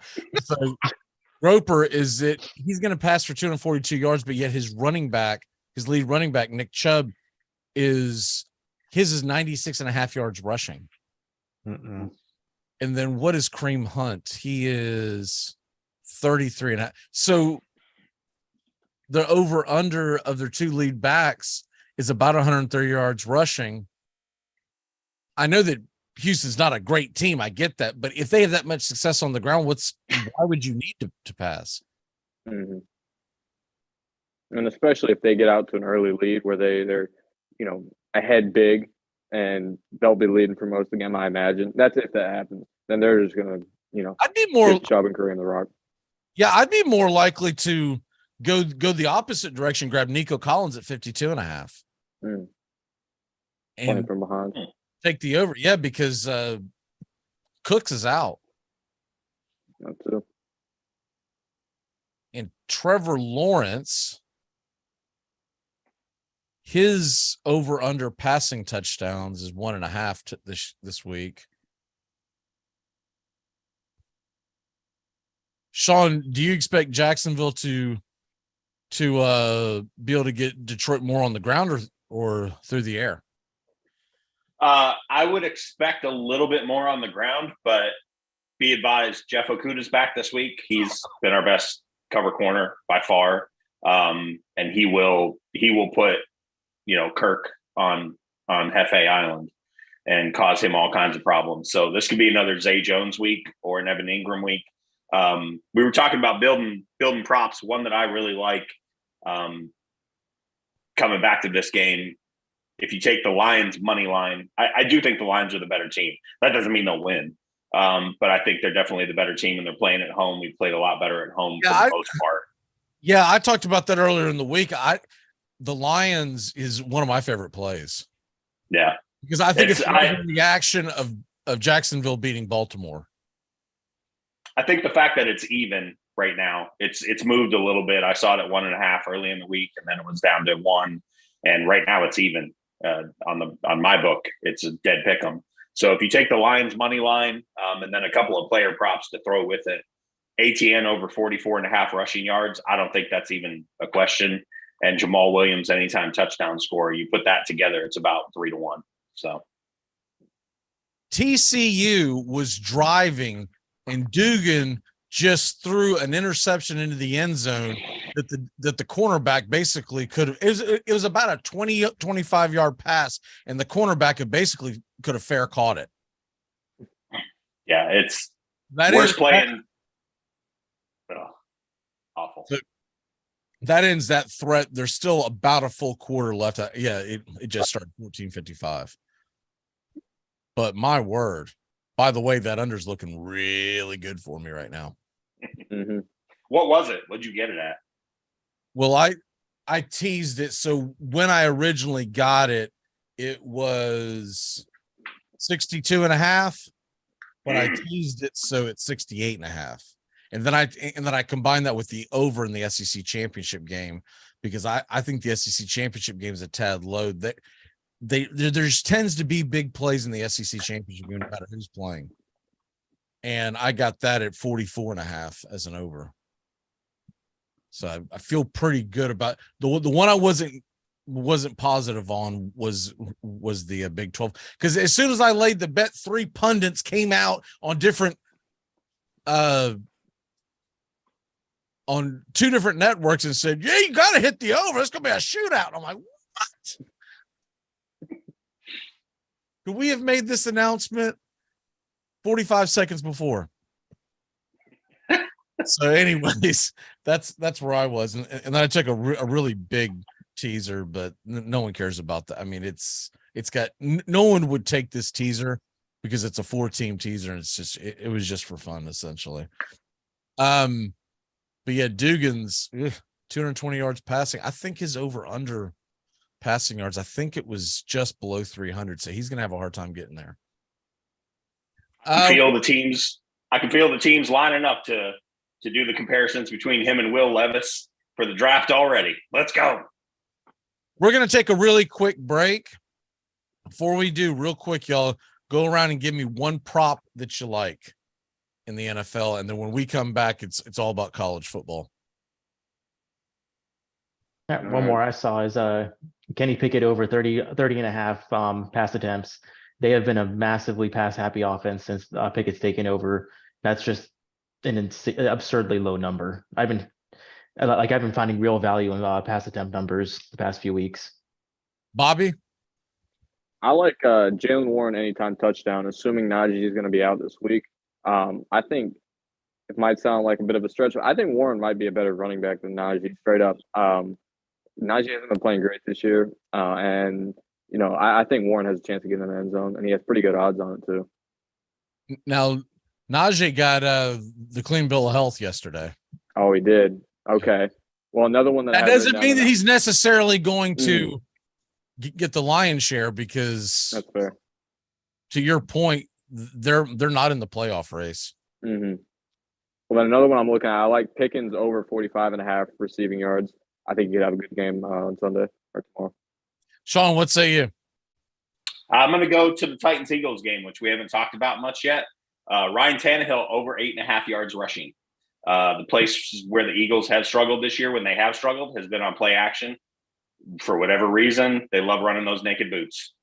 We'll be back in a flash here on Braves Country WQEE. You're listening to WQEE 99.1 FM, The Key in Noonan, Georgia. You're listening to the Armchair Quarterbacks on CBS Sports Radio, #1 sports station.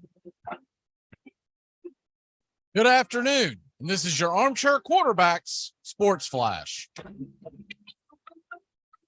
Your college football Saturday center stage at 4 o'clock Eastern. It's the SEC championship game here on WQEE 99.1 FM. The 4 o'clock kickoff is in Atlanta. The Bulldogs, 17.5-point favorite. Over under is 51. Georgia will try to bring home a Southeastern Conference championship for the first time since 2017. Also at 4 o'clock on ABC, UCF versus Tulane in the American Athletic Championship. The Green Wave, 4-point favorite, over under 57. At 3:30 Eastern on ESPN, you've got the Sun Belt Championship, Coastal Carolina versus Troy. Troy is the host team for the Sun Belt Championship. Troy, 8.5-point favorites. The over-under is 48. And at 4 o'clock, the Mountain West Championship on Fox, Fresno State, Boise State. Boise State, a 3-point favorite. The over-under sits at 54. Tonight, the Big Ten Championship. Purdue is getting 16.5 points. Over-under is 52 as they try to upset the Michigan Wolverines. The ACC Championship should be a good one. Number 9 Clemson, 7.5-point favorite versus North Carolina. The over-under is 63.5. The game, essentially a home game in Charlotte for the Tar Heels. That's your Armchair Quarterback Sports Flash. Stay tuned for Braves Country right here on WQEE 99.1 FM. The Key, simulcasting on youtube.com at Braves Country. It's the best in sports and entertainment, and get locked in and locked down with Rhino Radio Penitentiary, 7 a.m. to 10 a.m. with your host, me, Ryan O'Neill, each and every morning, right here with the best in sports and entertainment, all the way from professional sports to college sports to River Dragons hockey and everything in between, including some of the very best local and national guests. It's the Rhino Radio Penitentiary, 7 a.m. to 10 a.m. Monday through Friday, right here on 99.1 FM WQEE. Welcome back to Braves Country. Mac McGee and the Armchair Quarterbacks, weekdays, 3 to 5 p.m. Drive time on WQEE. Time to talk about sports. Please lower your IQ.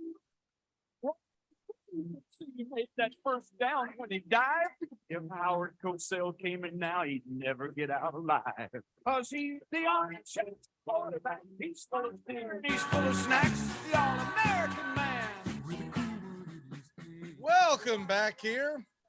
Braves Country with the Armchair Quarterbacks. Mac McGee, Sean O'Toole, Stephen Trosh, and Bobby Schneider taking you all the way down to the bottom of the hour where we are going to get you set for the SEC championship game right here on WQEE. So keep it locked in here. The Bulldogs are currently a 17-point favorite, and I'll update the line real quick to make sure that that is still the case, as the line's been moving up and down. Yep, still 17. The over-under is 52.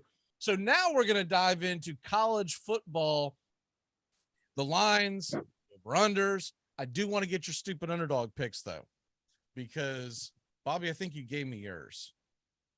I believe so. I think I took LSU. Yes, but I do not have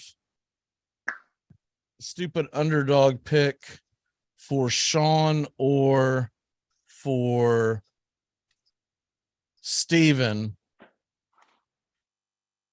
and give you a real quick rundown of who has been taken. North Carolina, the Colts, Purdue, Denver, and LSU have been taken. And for folks who have not heard this before, we do this throughout the season.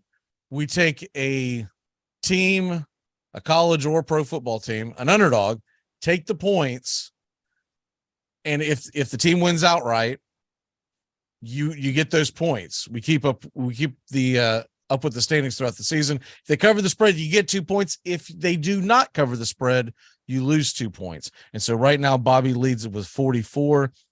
Doug is sitting there 10 points behind at 34. I jumped into somewhat of a conversation at 31.5. That was because I finally hit with South Carolina last week. All right. Whoever's ready, give me your stupid underdog pick, either Sean or Steven. I'm going to go Coastal Carolina against Troy. They really shouldn't even be in this game, but they're here anyway. And they are currently 6-1 against the spread at when they're underdogs. They're currently 6.5 point underdogs to Troy. That team is just a very they're a very explosive team on both sides of the ball, offense and defense. I really think that they not only have a shot to cover, but they also have a chance to win. Another bet I love from that game, just throwing it out there since you're talking about it. Over under is 49. That over under is hit the last 5 times these two teams have played, and I don't see that stopping anytime soon. All right, Sean, who is your stupid underdog? I'm going to go with the New York Jets on the road at the Minnesota Vikings. It's only 3 points, but I wanted to grab an NFL one. And some of the bigger lines this week just really don't move the needle for me. I like the Jets' chances to go in there. The Vikings are one of the most fraudulent, one seeds I can recall this late in the season. They are absolutely not it. And I hope they get the number 1 seed because they'll be good to bet on come playoff time. Okay, so there you have it. And we'll do the locks here in just a few moments as we go to wind down the show. Currently, just so y'all know,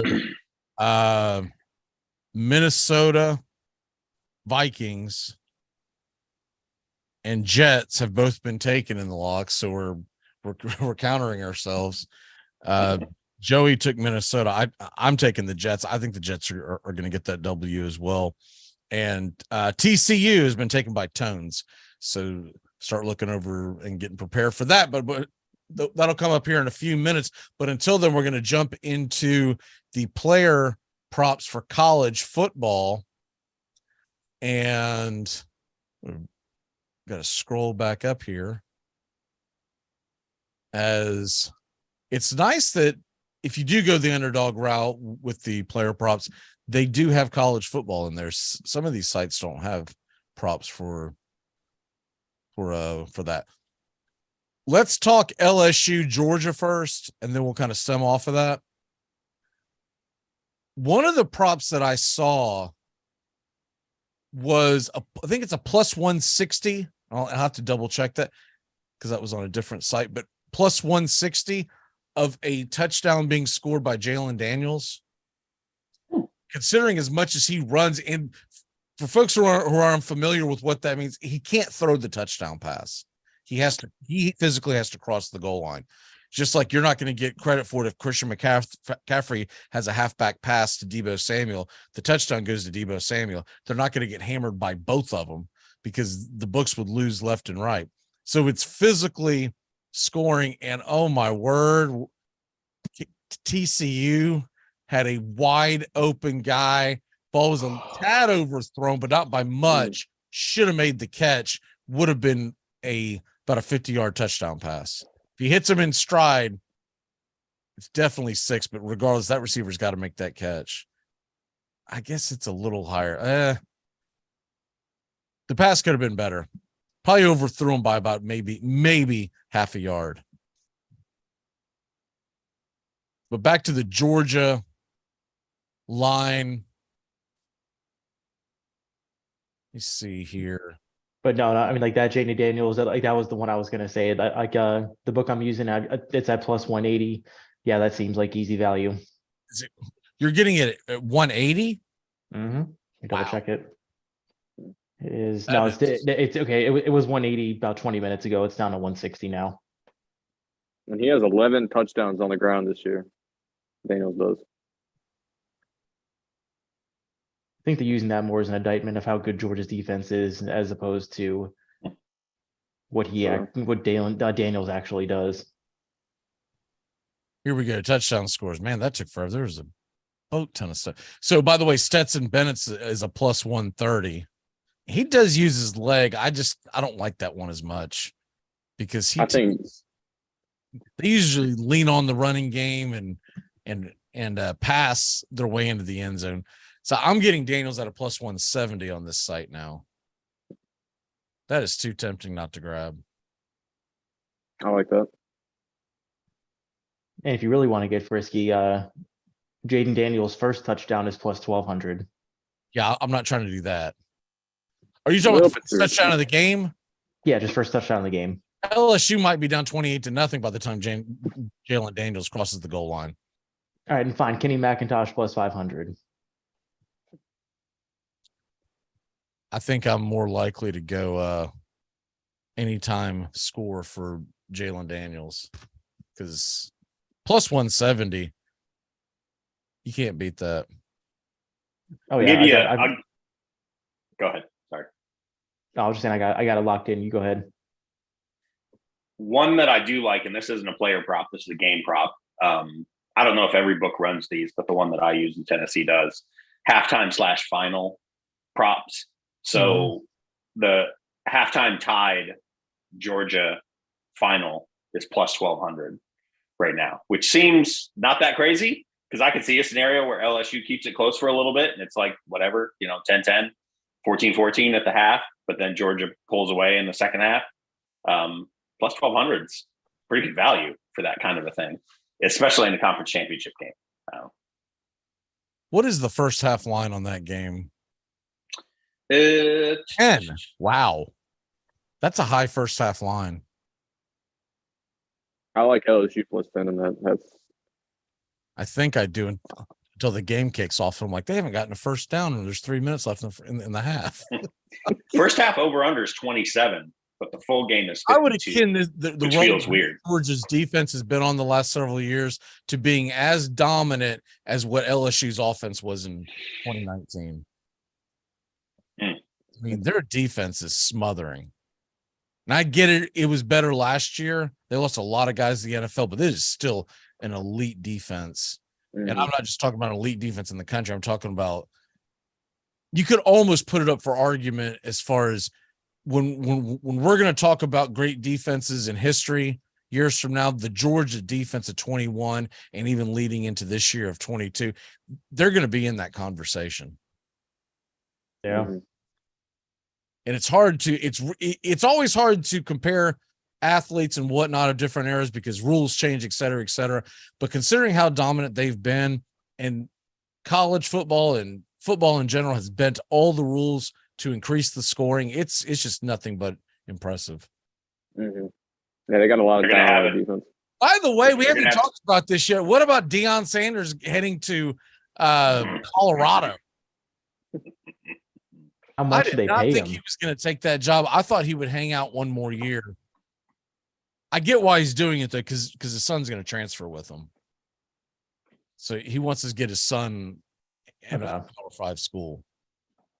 That we've talked about this a lot over the years, that as a group, but even me and you and McGee individually, be careful what you wish for. And what I mean by that is a program that once, when I was much younger, was a bell cow for out west football, right? Bill McCartney, they shared a national title with Georgia Tech. I want to say 92 or 93. Gary Barnett, they won a Rose Bowl. Colorado of the early 90s to what TCU is now. Yes. Yes. They were a place that people went, and then McCartney retired, but they brought in Gary Barnett. He took them to a Rose Bowl. They've been to a Rose Bowl since the 1940s. He has won 7-win season. They run him out of town. And look at who's been there since then. Like, I don't even know half the names. Mel Tucker was there for one season. Like that's the only guy whose name I recognize in the last 20 years. Mel Tucker went out there and Willie Taggarted the program up is what he did. Yeah, he did. And everyone else is going back and go. So now Dion's going to try to go in and be Mike Norvell and clean up the thing about Dion, and he's going to be able to recruit, but I'm sure he's going to get quite a load of money to come. He didn't leave Jackson State to go out there and fail unless there was some money thrown at him, right? Mm-hmm. But when he gets out there, that fan base is just going to be happy to be relevant and on the national scene for a couple of years. He'll get 2 or 3 years before you better make a bowl game or else. By the way, Duke will have a lot of eyeballs got on the TCU team marching, but they did just get a holding call on. So they trail by 11 with 9.5 minutes to go, but they do have the ball. Just converted a big 4th and 10. No, they didn't. Could have been game if they did. Yeah, if they didn't get it, it could have been game. Was that 4th down that he took off on that run? No. That was first down. Sorry. Yeah. 4th down was the last play. Receiver got crunched. I don't know who your kicker is, but you better just go ahead and swing for it. Okay. Yeah. It's 1st and 20, 9 minutes left. We'll keep you updated on that. Any other player props that y'all like in that Georgia LSU game? I mean, Kenny McIntosh over under rushing yards is 66.5. I'm not like necessarily running to do it, but I mean, that still seems like a low number for a running back one in a essentially home championship game. Curious, I'm pulling up the live numbers right now. What the quarterback props are in that game. Daniels 184.5 passing. Stetson Bennett 259.5. That one would be interesting because they might get out and start rolling and just start pounding it down LSU's throat. Because LSU could not stop the run. That's how A&M got them. That's how Florida State got them. Yeah. That's another reason why I say Alabama doesn't belong in the playoffs, because they couldn't put away that LSU team that A&M throttled. And the Florida State game wasn't as close as the score indicated because FSU did a bonehead pitch at the 2-yard line that caused a fumble. That game should have been a 2-score W, which was essentially a home game. This last thing on this game, you want to hear something crazy? So right now on the money line, 89% of the tickets are coming in on Georgia, 94% of the cash on LSU. Well, that just tells you that the sharp money is on LSU, but I don't know if the sharp bettors watch a whole hell of a lot of Southeastern Conference football. True. I envisioned some guy with chains and very, very little buttoned who watches a lot of New York Yankee baseball that thinks he's got college football. I thought you were going to say Mattress Mac. Well, we got $5 million on LSU. They just got within 8, so field goal is good. It is 28-20. TCU's got a puncher's chance. They'll be kicking off, but they do have all 3 of their timeouts, so it's not but they need a stop to be able. If not, that conversation is going to happen. Roll Tide, let them. And then the other half of the Southeast will be singing Rocky Top. And then there'll be a portion of us going, my God, when does baseball season start? I was already there this morning. I was looking over my roto roster. I was like, I got to offer contracts in the next couple of months. Oh, Lord. Can't wait. What is the over-under that we see a Jacob deGrom highlight after May? And he's going to be playing for the Rangers. Isn't that essentially where baseball careers go to die? $97 million to 3 players, which is currently $30 million more than the Red Sox have allocated next year because they have free agents and arbitration hasn't been resolved yet. But the Red Sox will be more than that. But as we stand today. 97 million to 3 players. You know, when you sent that to me last night, and of course, I think the bigger number that stands out to me is that they're 133 million underneath the first salary threshold of 2023. That tells me that there's no way they're going into 2023 with another Bobo roster. That fan is not going to accept it. And eventually, if they don't spend money and they lose game after game after game, Cora is going to start throwing people under the bus in press conferences. Yep. Oh, you're 7 games behind the Yankees, 8 games into the season. What do you have to say? Can I get a starting pitcher? Chris Sale stubbed his toe again, and he's out 6 months. It says a lot about where we are when in the baseball hot stove cycle, the Rays make a splash on a Friday afternoon. Wait, who'd the Rays get? Eflin.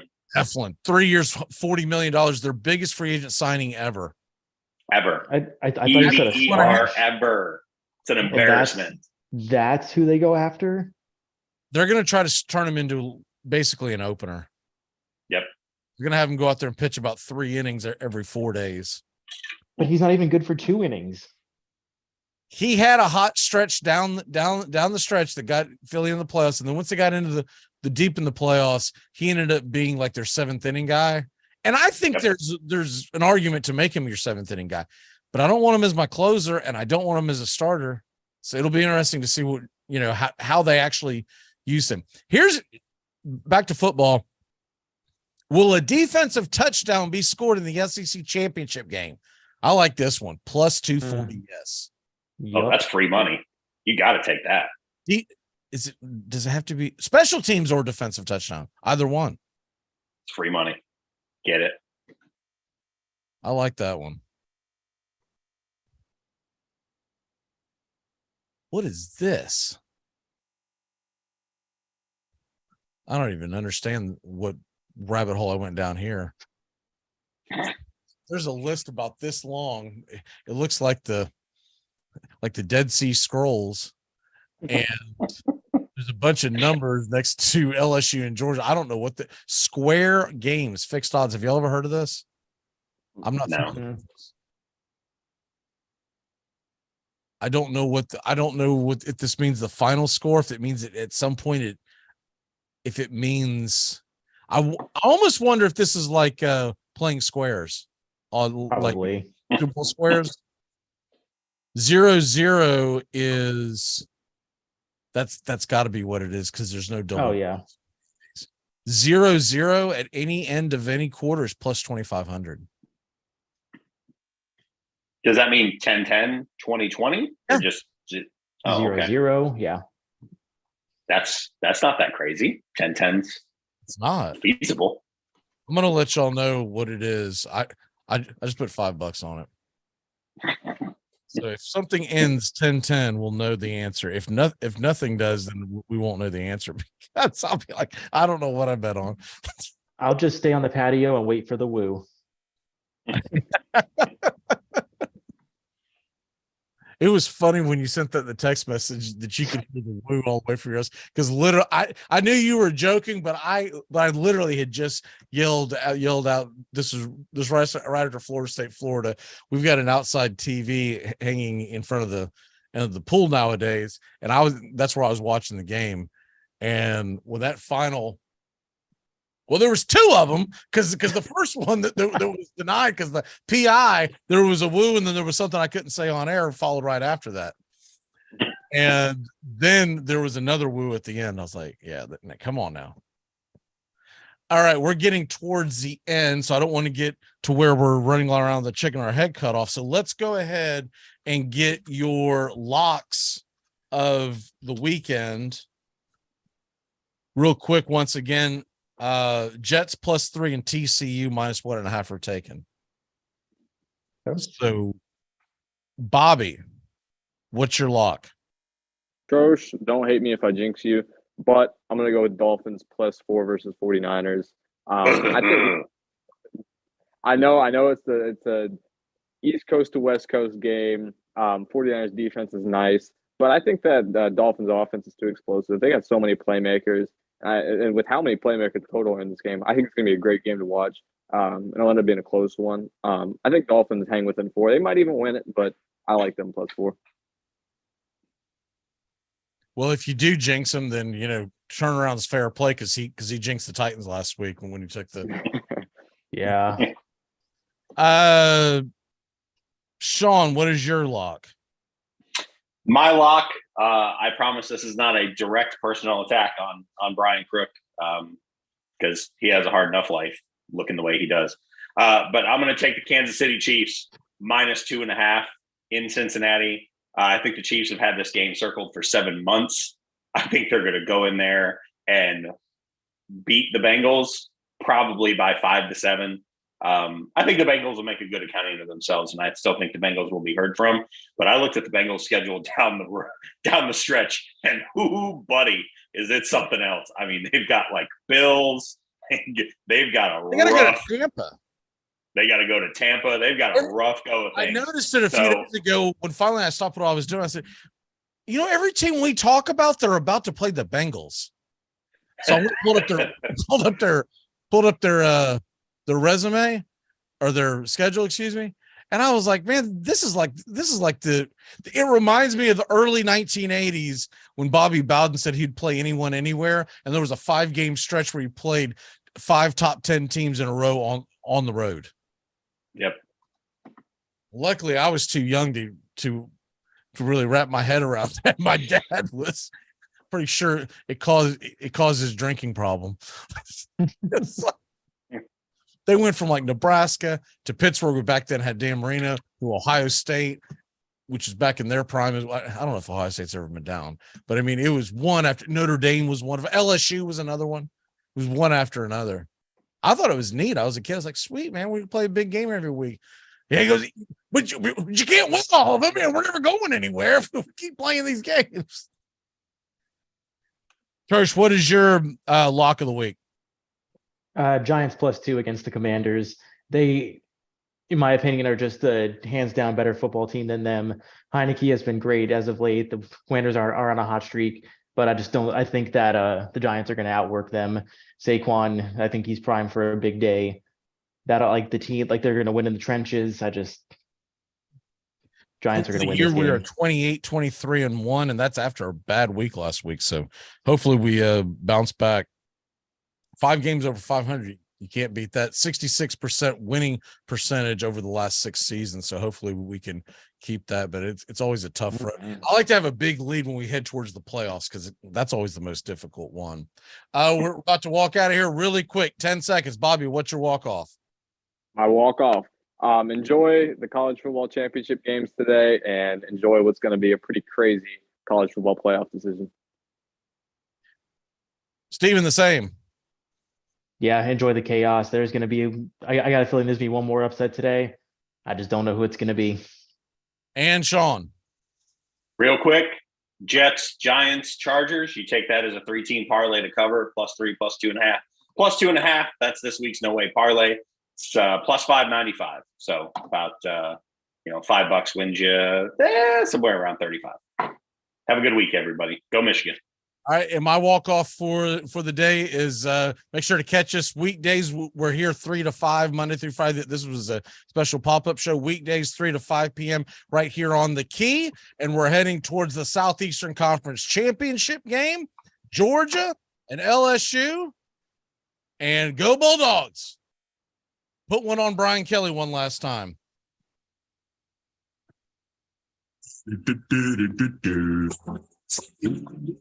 We're back tomorrow with another show. Well, unless we're fired, we'll talk to you then. Goodbye, sweetheart. Goodbye. Goodbye. Guys and gals, it's time to go. We'll see you on the next show. Same bat time, same bat channel. Thanks for listening to Braves Country with Mac McGee and the Armchair Quarterbacks on 99.1 FM WQEE, The Key in Noonan, Georgia, and simulcasting on youtube.com/@Braves Country. Braves Country comes your way weekdays 3 p.m. Eastern to 5 p.m. Eastern. Please follow, like, and subscribe today. Armchair Quarterback Radio, your first choice for Southern sports. Something of the 5th of September. Something of the 5th of September. She said a lot that I can't remember. Something of the 5th. Can I get another cigarette, please? Can I get another cigarette, please? Yeah, I know I live to regret it. Just give me another cigarette, please.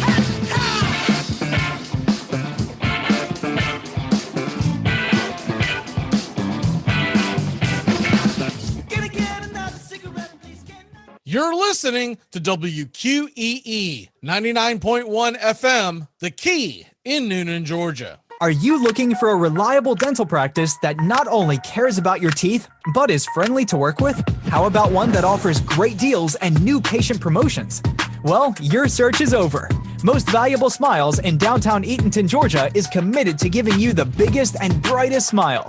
Right now, get a $99 new patient special, including x-rays and exam. Maybe you're looking for veneers. Most Valuable Smiles veneer special